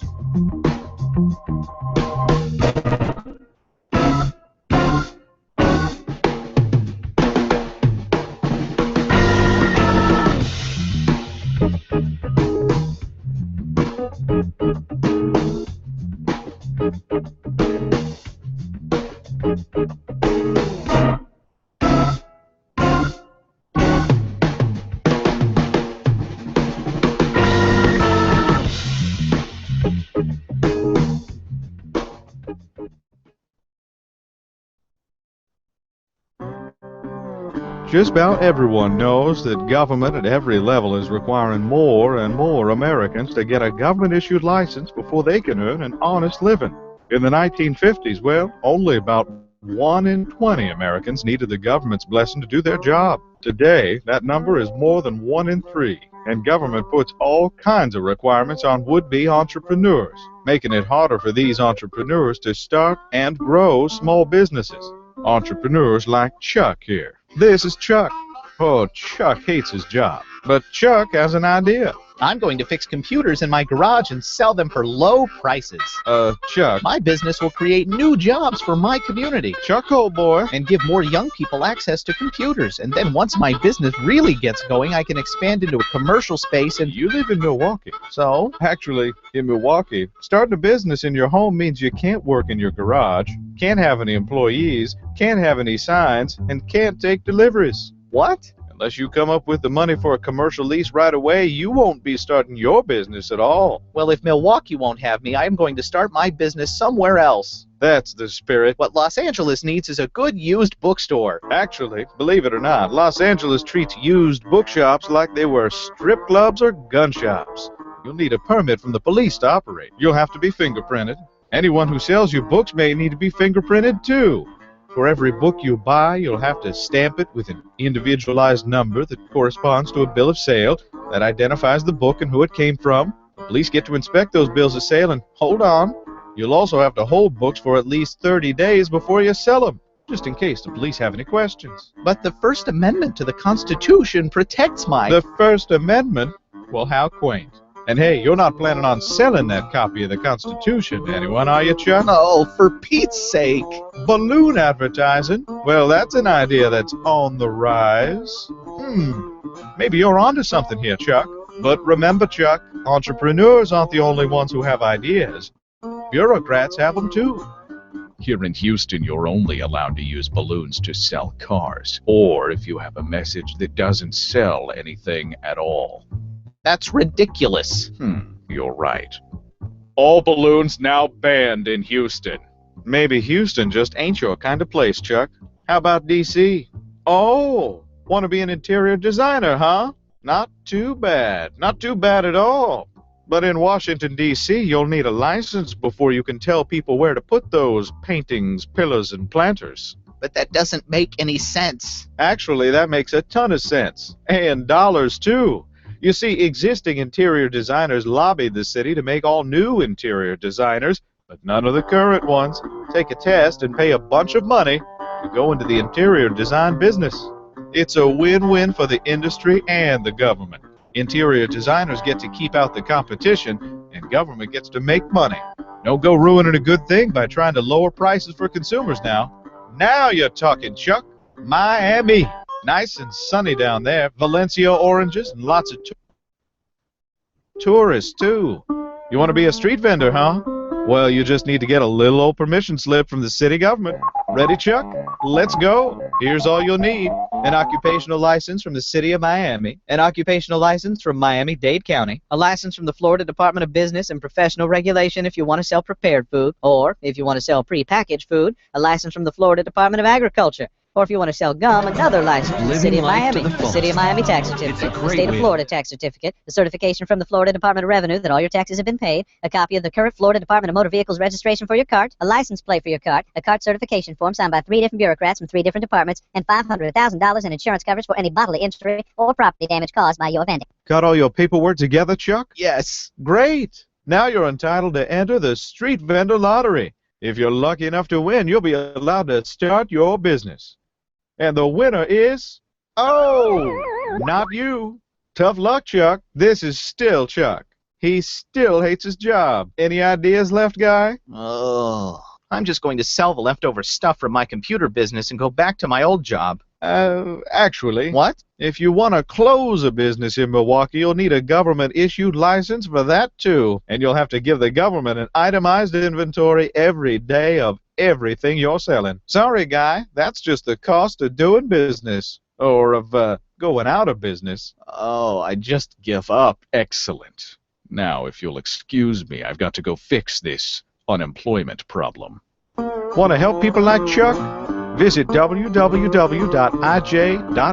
to learn more and support IJ's work protecting economic liberty. Ranger Station. Yeah, hi. I'd like to report a bear sighting in the forest. 1 second, I'm having a smoke. Next thing I know, I'm face to face with Smokey Bear. Wow. And he told me it only takes one spark to start a wildfire. Did you know 9 out of 10 wildfires are caused by humans? I had no idea. That's why Smokey's famous and you're not. If you see someone in danger of starting a wildfire, step in and make a difference. Brought to you by the U.S. Forest Service, your state forester, and the Ad Council. Learn more at SmokeyBear.com. Only you can prevent wildfires. Not negotiating behind closed doors, but bringing all parties together and broadcasting those negotiations on C-SPAN so that the American people can see what the choices are. Because part of what we have to do is enlist the American people in this process. These negotiations will be on C-SPAN. And so the public will be part of the conversation and will see the choices that are being made.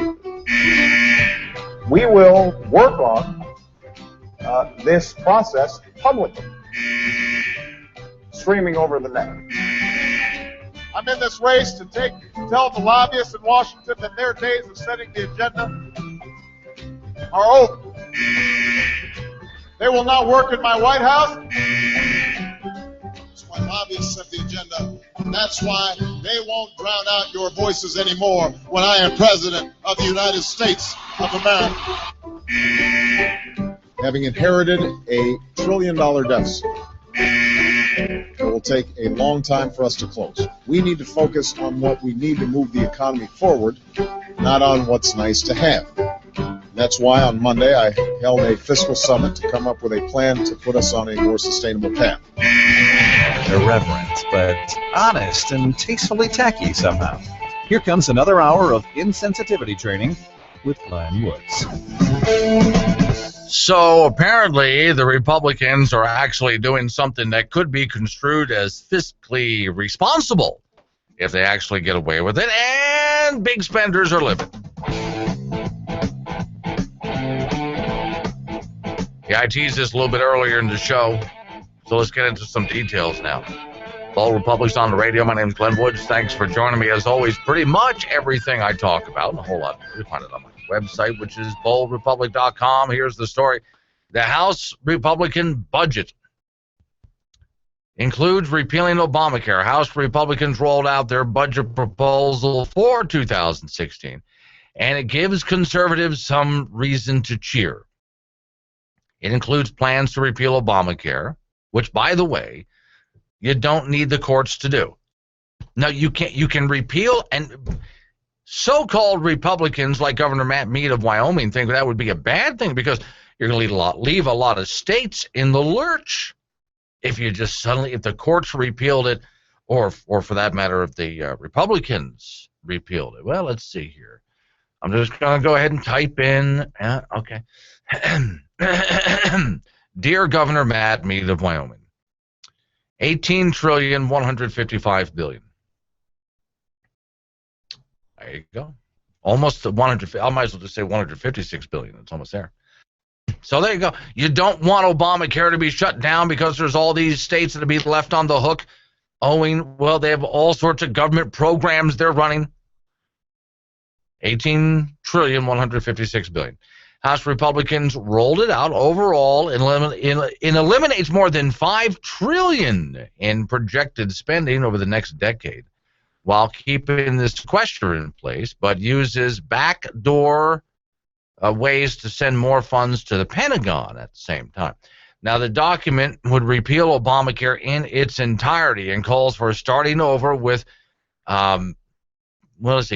patient-centered approach to healthcare reform. You know, the best way, this is why I said I admire them trying to do some spending cuts. By the way, this budget, while dead on arrival by President Obama, if the Republicans do this right, they should start right now working on enough votes to override a veto, but okay, this is fiscally responsible here. They're trying to be anyway. All right, but let's go back to repealing Obamacare in its entirety with patient-centered. Here's where I have a problem with the Republicans, and I've been saying I don't think that they actually are thinking like true conservatives, just like Governor Matt Mead of Wyoming is not thinking like a true conservative. The real answer, to fixing healthcare in America is to get government out of healthcare in America, because government ruined healthcare in America. All these government programs are not making healthcare better, they're destroying it. From your insurance programs to Medicare, Medicaid, things like that, it's doing nothing but destroying a free market system. If you're really a conservative thinker, then you believe in a free market. And you trust the free market. It'll work out. Why? Because the socialist out there will take a look at government and say, no, you got to have people in government managing the system, or it's not going to work. But the capitalists out there will say, no, hold on a second now. Decisions are made in the marketplace by individuals, all these individuals, each with their own needs. They know what they need in their life. They understand their needs better than anybody else. And so they will attend to their needs. And so they're going to find the best coverage at the best price. And businesses out there will want that business. And so what will they do? This works every time it's tried. They're going to try to offer the best product at the best price. Why do you think Walmart is so successful? And Walmart, by the way, Walmart, and they got Walgreens to do it too, and Kmart as well. The price of pharmaceuticals went way down. Not because of some government program, but because of competition in the marketplace. Walmart sells prescription drugs at ridiculously low prices. Very affordable prices. The free marketplace has found a way to reduce the cost of prescription drugs. And it doesn't just have to be a big box store. I remember some years ago reporting in Arizona what happened. Arizona, of all places, they were small pharmacies getting put out of business by Walmart and Walgreens, who were able to buy in bulk. So small pharmacies got together, individual pharmacists, and bought in bulk as a big group so they could compete with Walmart, Kmart, hence lowering the prices. So see how that works? The free market caused the prices to come way down. If the Republicans really were free market thinkers, the answer would be get out of the way. Well, so okay, let's get back to this budget they're proposing. The document does not get into deep specifics about what they might do to fix health care, they think, but one factor is pending in the Supreme Court, of course. House Budget Committee Chairman Tom Price says $3.8 trillion plan borrows heavily from the prior GOP budgets, including the plan that would transform Medicare into a voucher-like premium support program. By the way, whenever they talk about a voucher program, the Democrats use that as if it's a dirty word, just like the Democrats will say, well, you're trying to privatize it. Okay, there's a lot of times that the Democrats have used the term privatize, and nobody was trying to privatize it. For example, George Bush suggested, when it comes to Social Security, you should be able to decide if you want to keep more of your own money. That's on you. Do you want the government taking all of that money and putting it into the Social Security Trust Fund for you? Which, of course, you know there is no trust fund. They've been raiding it. Or would you like maybe the government to take a smaller amount so you can take some of it and invest it the way you want to invest it? It is, after all, your money. You should be able to decide how you want to prepare for your retirement. It's your money, for God's sakes. Now that the Democrats called privatizing. As if a private company were going to show up and run Social Security. No such thing was the case. They just were asking the question, would you like to manage your own money, or do you feel more comfortable letting the government do it? And the interesting thing about the George Bush proposal on this, which I really liked, by the way, his idea was, I think, just great. You get to decide. Your call. If you want to keep all of your money in Social Security, as much as they're taking out right now, you do that if that's what you want. But if you decide that you would rather invest more of your money, your choice, your risk. The Democrats called that privatizing. So now we have a voucher system for the Medicare program. which I don't think is a great idea, but it's a better idea anyway. And right away, the Democrats stepped up and said, well, you just want to privatize it. You want this voucher system. You want to privatize it. Look, folks, we have to come up with some kind of a solution or it goes bankrupt. And you know what kills me is there's people out there trying to convince you that it's not going to go bankrupt. It is. And it's putting doctors out of business at the same time. So we're going to have to fix this. Don't disagree with somebody's proposal just because they're from the other side.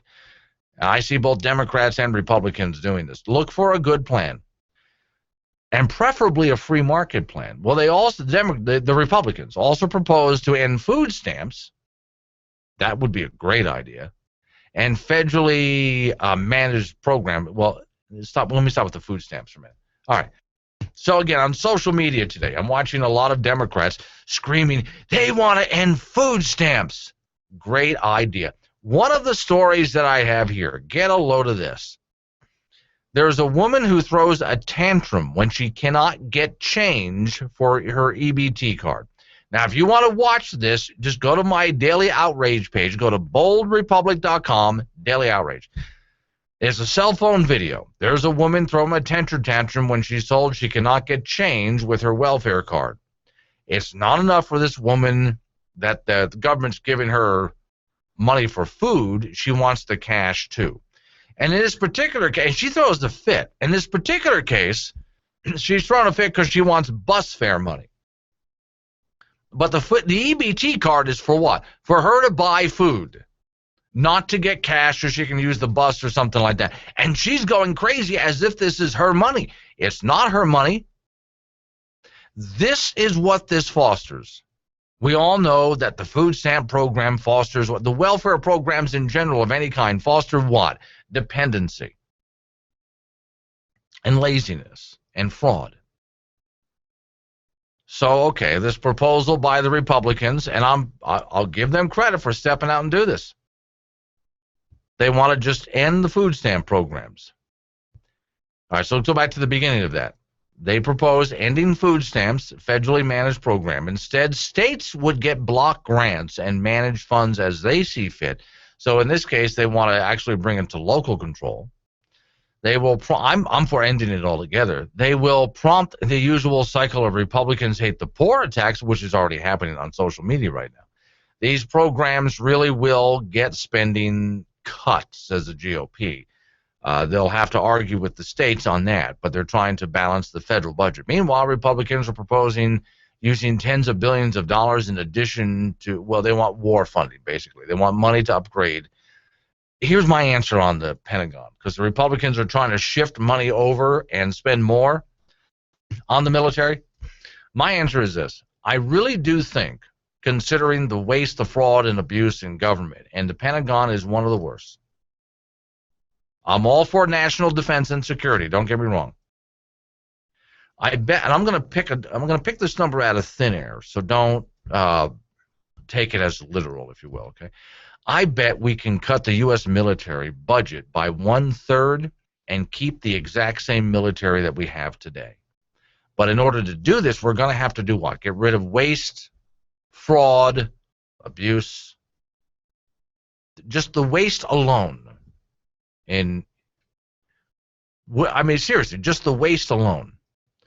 Then take a look at the fraud and cut that. How much money would the military have left over? I don't think that they need a raise. Honestly, I think the military needs to get their spending under control.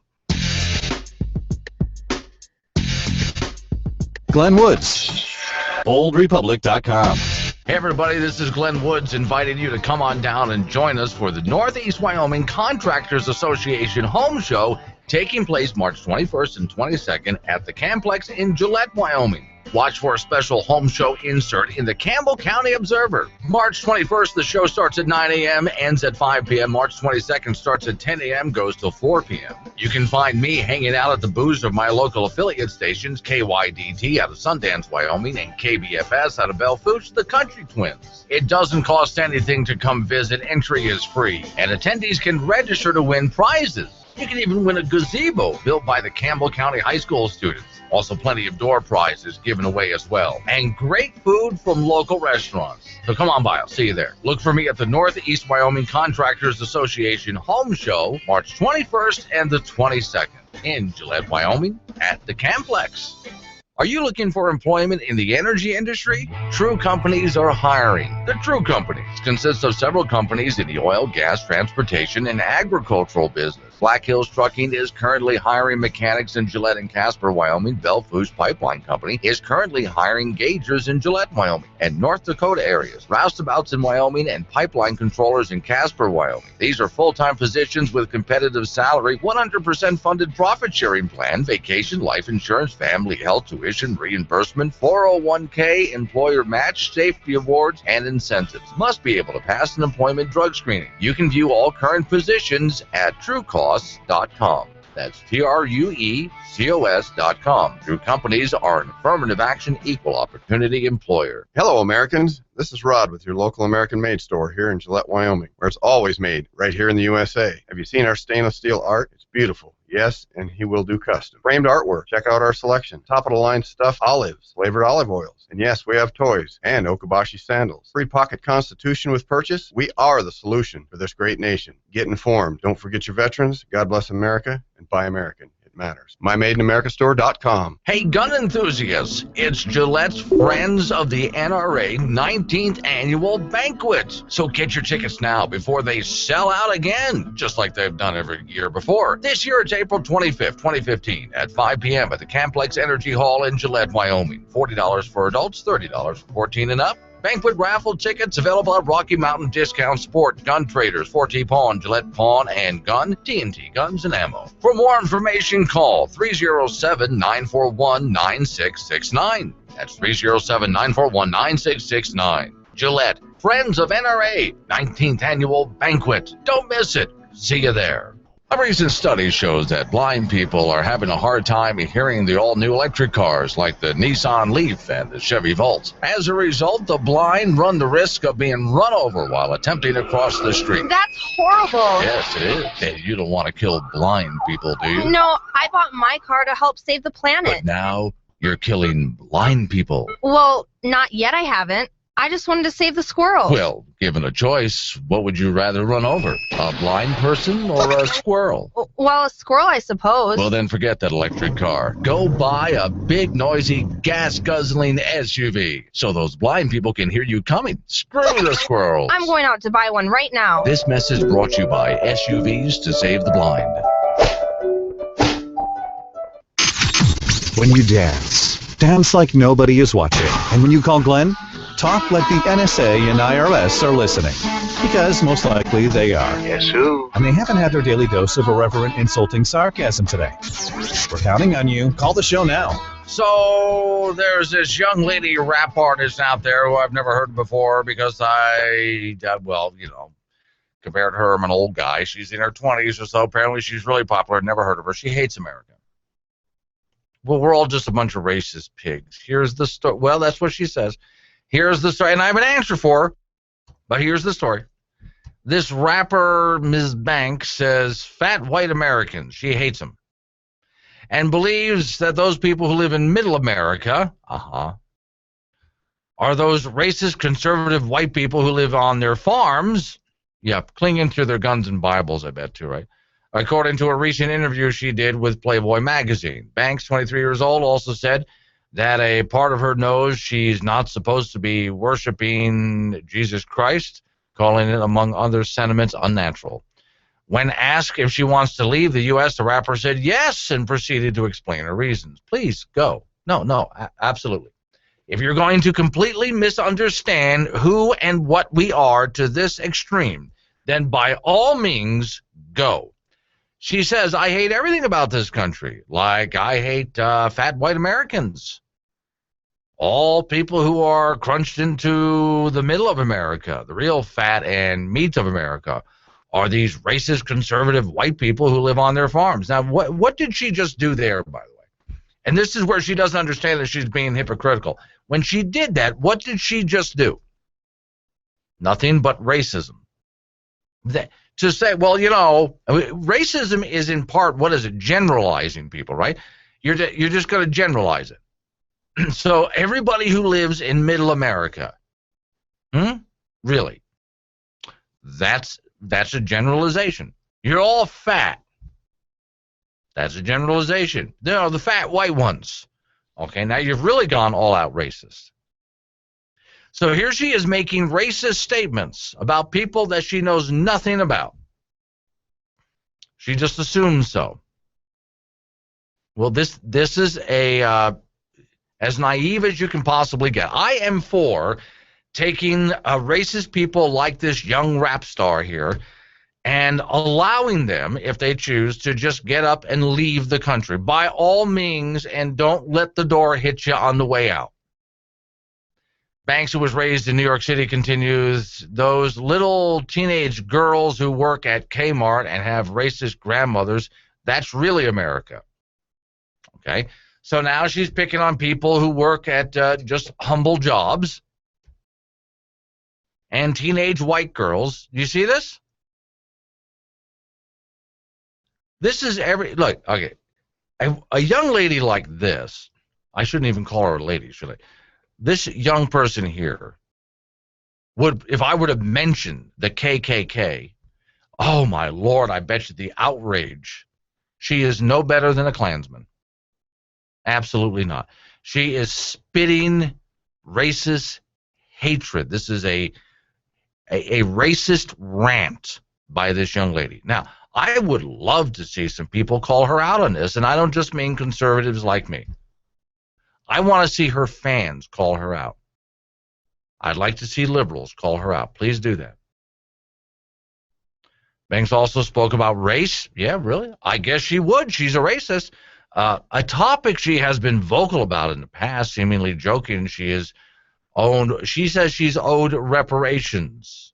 Later on in the interview, though, she addressed the topic again, calling more respect to black Americans. She says black people need reparations for building this country, and we deserve to get credit and respect.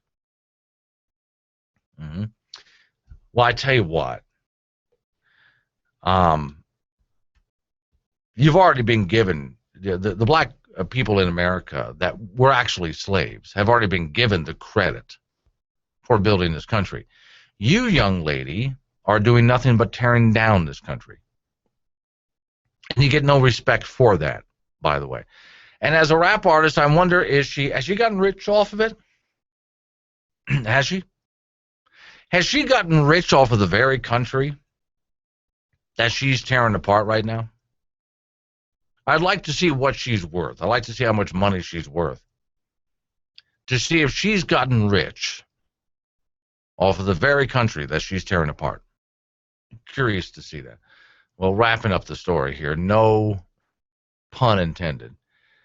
She says, as long as I have money, I'm getting the blank out of here, and I'm going to leave you all to your own devices. Please, and again, don't let the door hit you on the way out. Discussing what she believes happens when people are taken from their land and separated from their culture, Banks noted that there are things that are unnatural for her to partake in. I wonder what that's all about. Quote, when you rip people from their land and their customs and their culture, there's still a piece of me that knows I'm not supposed to be speaking English. That's why she says I'm not supposed to be worshiping Jesus or something like that. Okay. Here's the deal. So perhaps her parents were taken from Africa, but what she doesn't realize is her parents were slaves before the white man came up and bought her parents. So they were already slaves. She has never been a slave. She has never known a slave. She is a racist herself. So if she would like to just pack up after making money off this country and just pack her bags and go, please. Because we don't need racist pigs like you, young lady, in this country. You can leave as soon as you want. The sooner the better.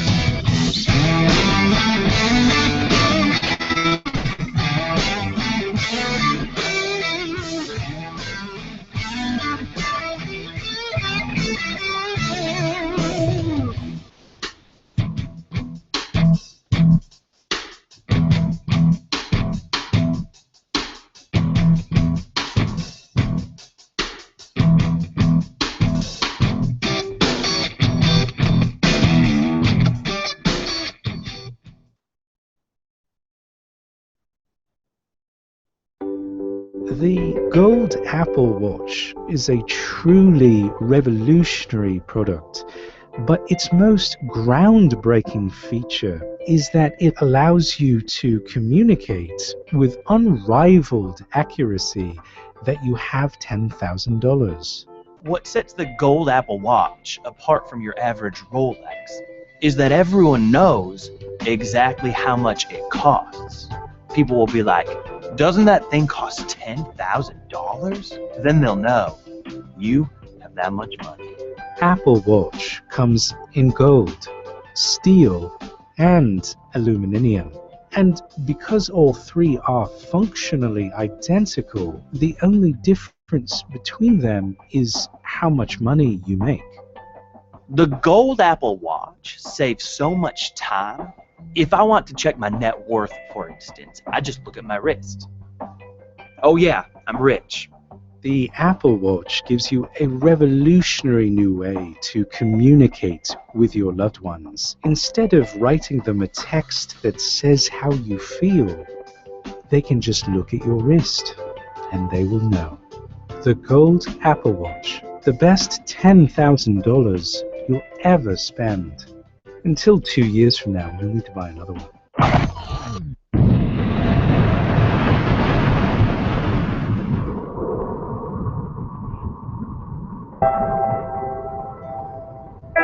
What is a hero? Heroes aren't just the ones that come to the aid of others. They're the ones who inspire others to become heroes themselves. It's when you realize the same hands that fight for our freedom on distant battlefields are the ones that hold their daughters on the first day of school. The same bravery that leads men into enemy territory is instilled into the young boy who will wait with his mother for his father to return home. The same strength that leads some to embrace the challenges that lie before them is that which shows a community that adversity isn't something to hide from. It's something to embrace. It's then you see it may be their duty to defend our freedom, but it's all of ours to support them. We've pledged to support our nation's most elite warriors, ensure their legacies are never forgotten, and stand with those they've left at home. The Navy SEALs aren't just our nation's most elite warriors and defenders. They're our fathers, husbands, brothers, and sons. They're the ones willing to give their lives to fight for what they believe in, and have given us an example of what to strive for.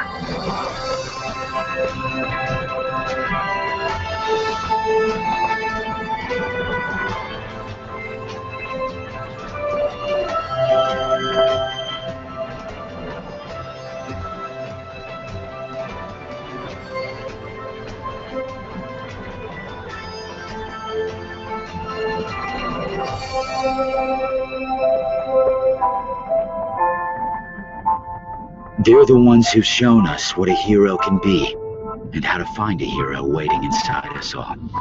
They're on the front line. We're standing behind them. Join us at NavySealFoundation.org. No, Glenn, it doesn't matter if you're part owner of the company. No cigars in the studio. Oh, what is that smell? Put your shoes back on. I don't want to smell that. Look, if you want good talent, you have to put up with some bad habits. Let's get back in there with the original bad habit boy, Glenn Woods.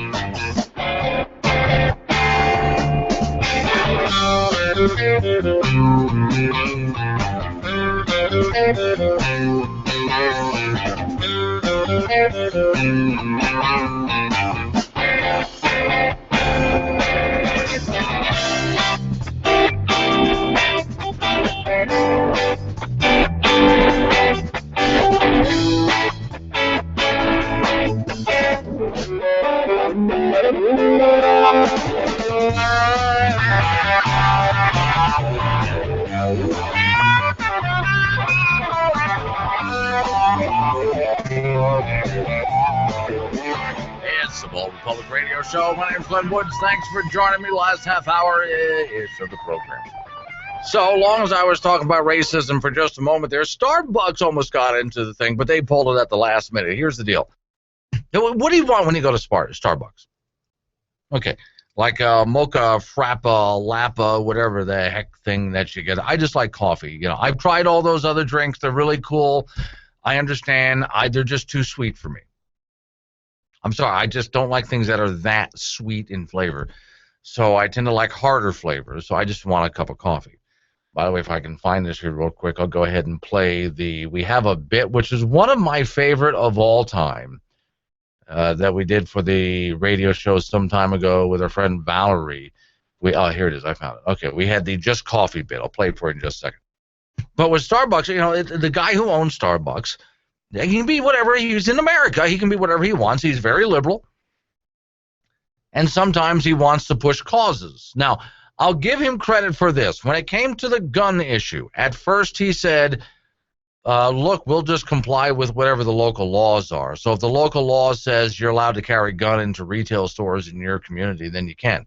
You can come into Starbucks with a gun. Then the gun nuts out there started pushing on him to change that.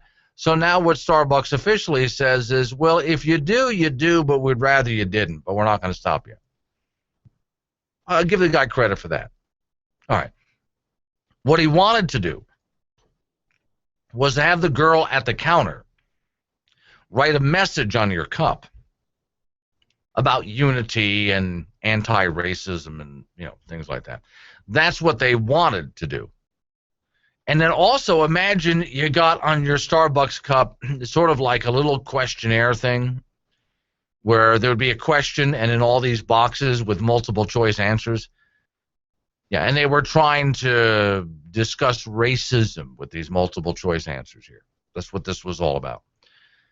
And then as soon as they announced that they were going to do this with Starbucks, that they were going to become activists like this, while the blowback on social media, because frankly, it's whether you agree with it or not is not the issue.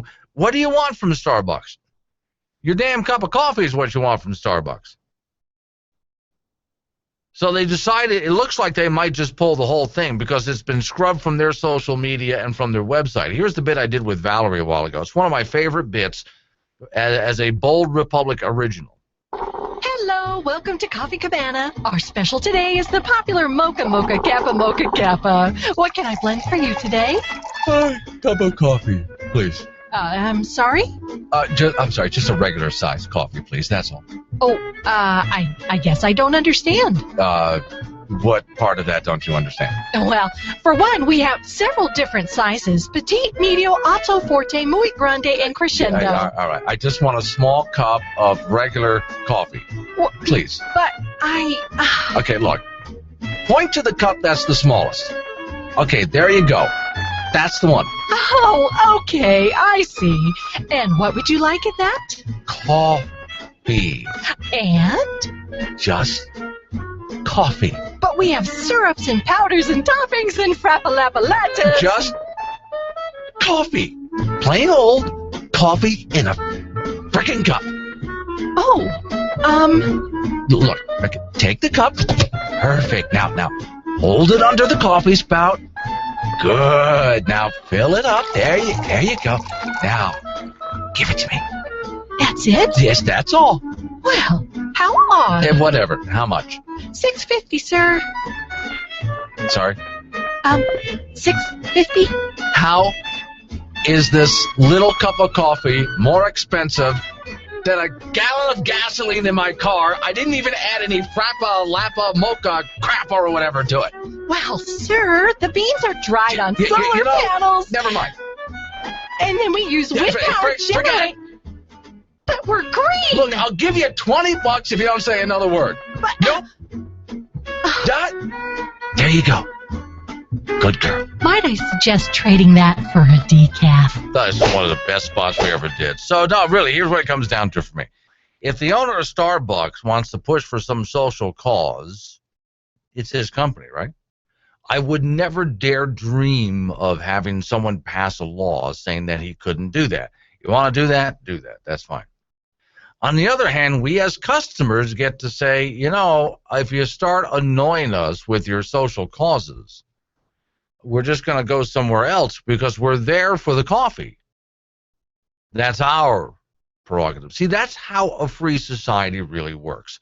It's an exchange of ideas. We get to meet on the battlefield of ideas and settle it there. No government interference necessary.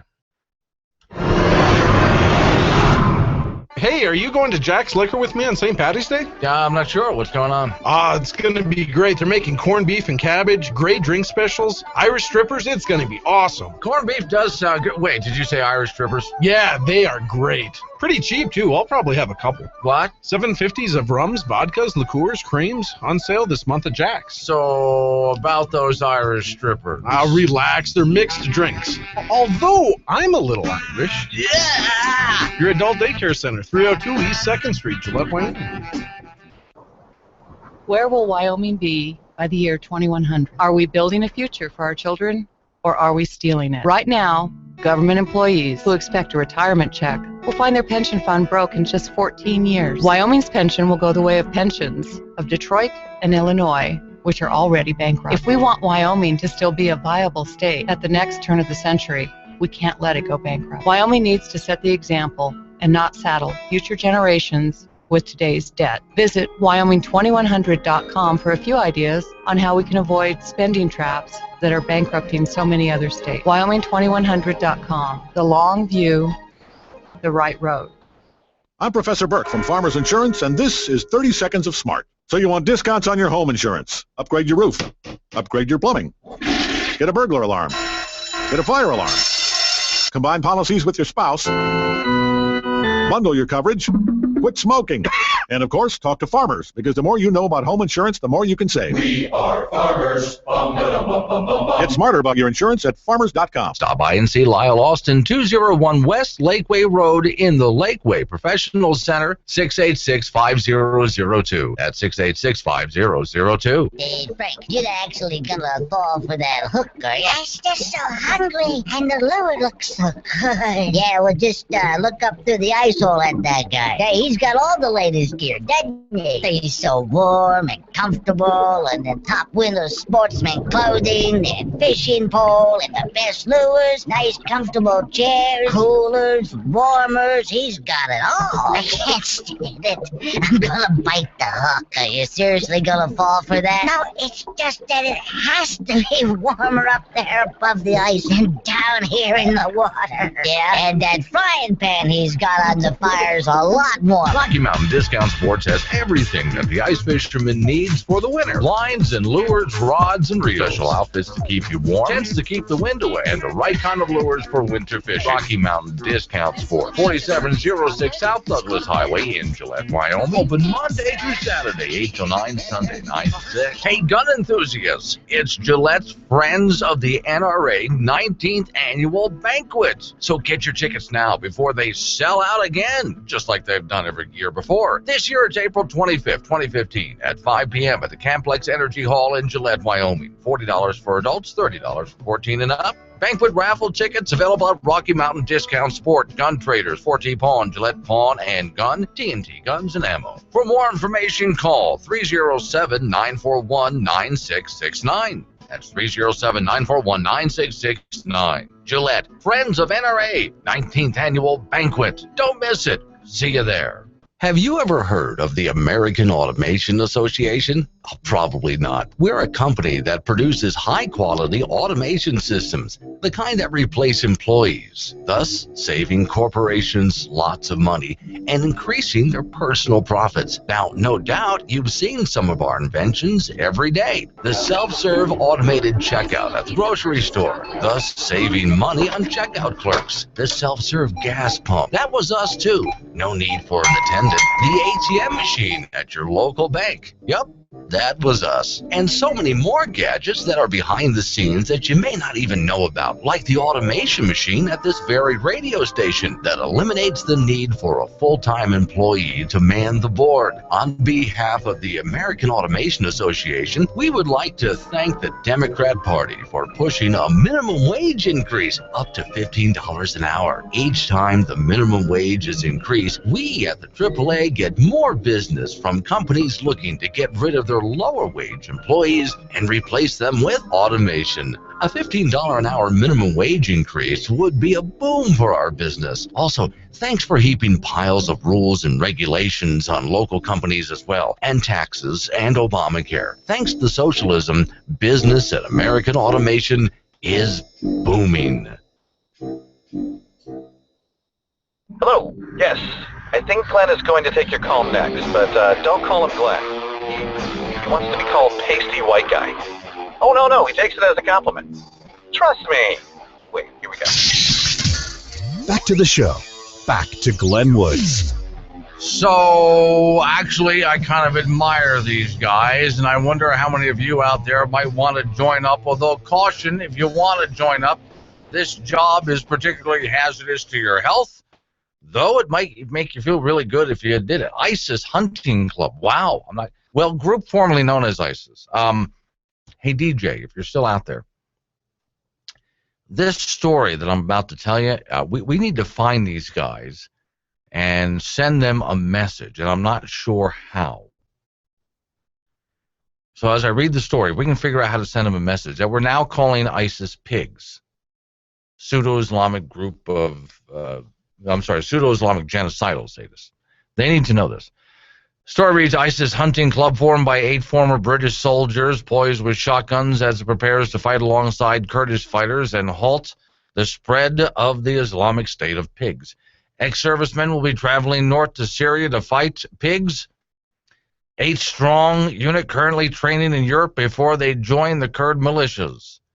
They say they will be fighting for freedom and democracy in the face of pigs. Men, and they are, by the way, say they are volunteering their skills to the Kurdish Special Forces trained unit called the International Volunteer Force. So they're called the International Volunteer Force.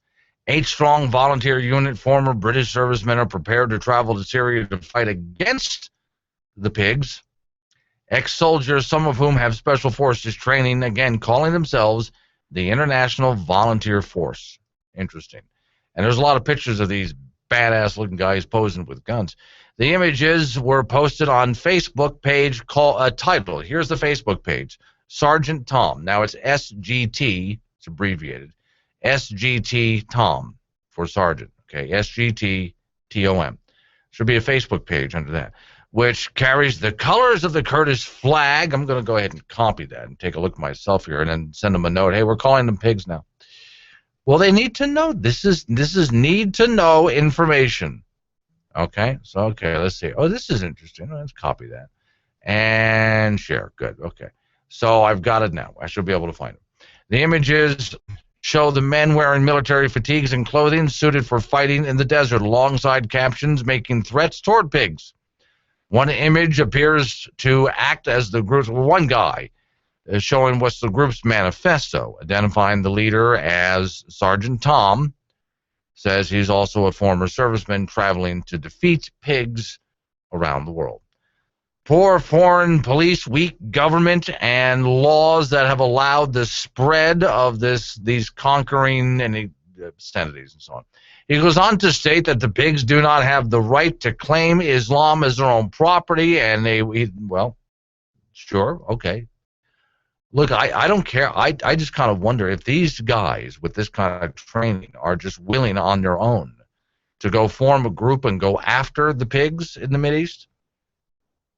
If they put it out there, how many other people would just like to volunteer and join themselves?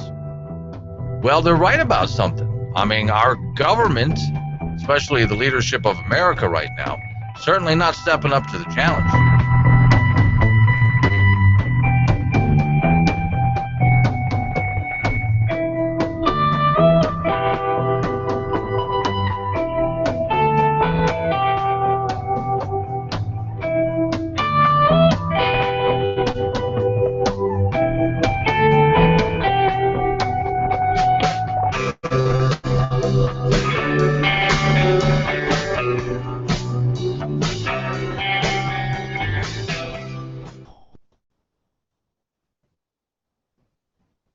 You've heard of ozone, right?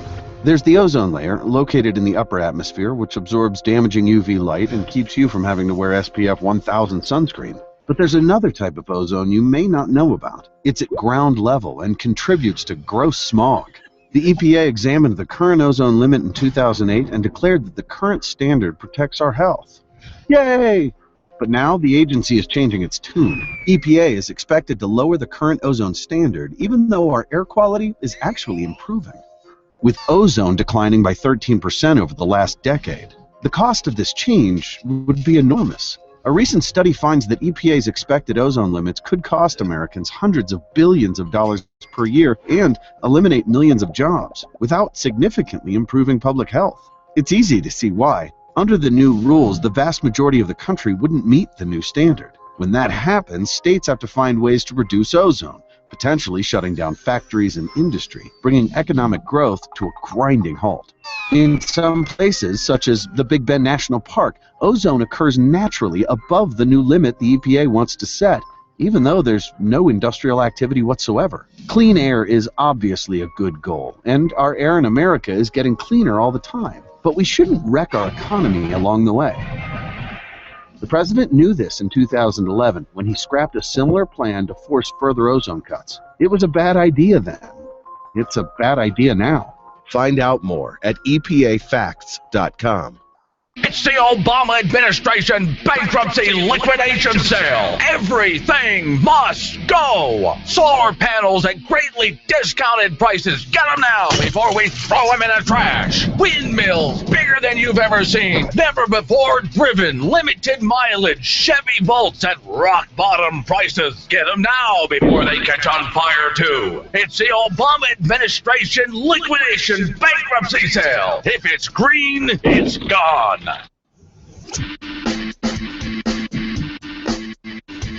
What's a good cup of coffee if you can't spit it across the dashboard now and then, right?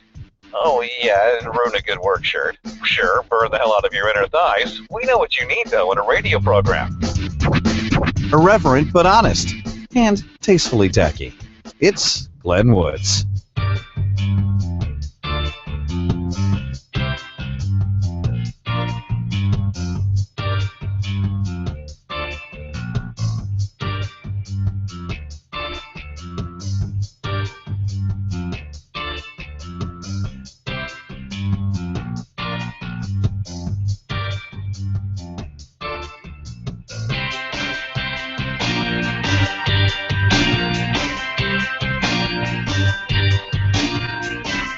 It's the Bold Public Radio Show. My name is Glenn Woods. Thanks for joining me. Last 7 minutes of the program. Now, don't forget, first of all, for the Spreaker geeks out there listening on Spreaker, thanks for that. I appreciate it. If you know how to follow a show, if you follow me, I'll see if I can follow you back. If I see that you follow me, I'll follow you back on Spreaker.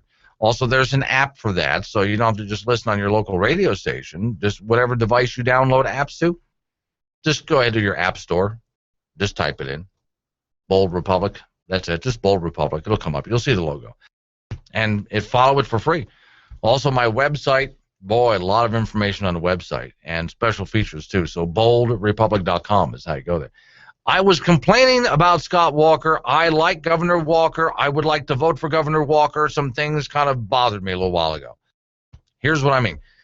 Governor Scott Walker said that he supports ethanol subsidies. And he said that because he was talking to a bunch of corn growers. And I had a problem with that because he says he doesn't like the mandate because it's a law that mandates that we do this, and it's a law that mandates that your gas stations carry it. And he doesn't like that, but he would vote for it. And then he doesn't like the subsidies, but he would vote to do it anyway. And I have a problem with that. Because I don't think the mandate's correct. You should not, in a free country, force anybody to use any kind of energy that they don't want to use. So if I don't want to use ethanol, I shouldn't have to. If I want to, I will. Let the free market work it out. We should not be forced in a free country. All right, now, Scott, so I worried about this. I thought, I've been down this road before when politicians say whatever you want to hear.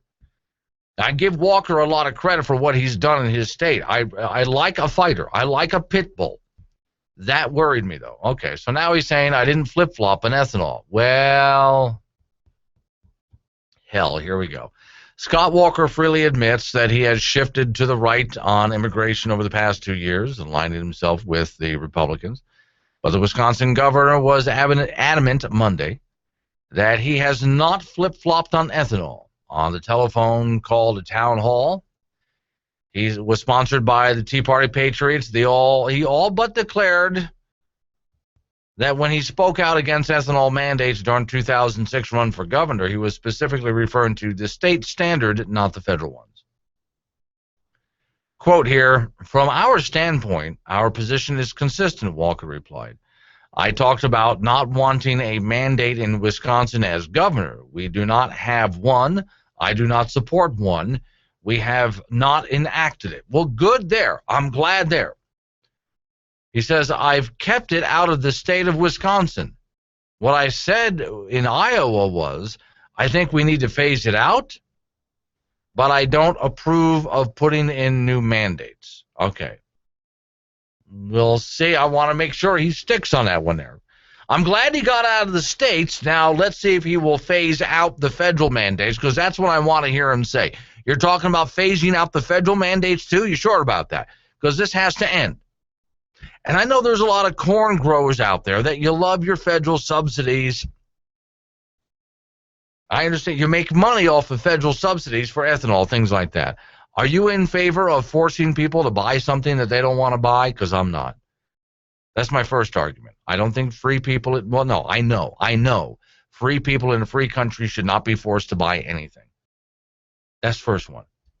Second, as far as the subsidies go, it's just a simple argument that I came up with a little while ago. I don't care what you're thinking about the subsidies. I am about to tear it apart. Ready? 18 trillion, 156 billion. It's our national debt. Still want those subsidies? 18 trillion, 156 billion. Think of your children. Think of the future of America. Let's get on energy that actually works and runs America. Let's never again, let's promise ourselves as America, never again will we allow big energy, and by that I mean green energy in this case. In this case, I'm specifically talking about big green energy, the big green monster.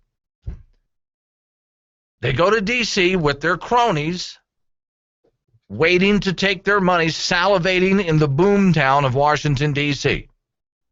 Now think about that. There's the boom towns that you see in North Dakota. North Dakota is filled with boom towns, and it's all energy. And how is it operating? Strictly by the free market.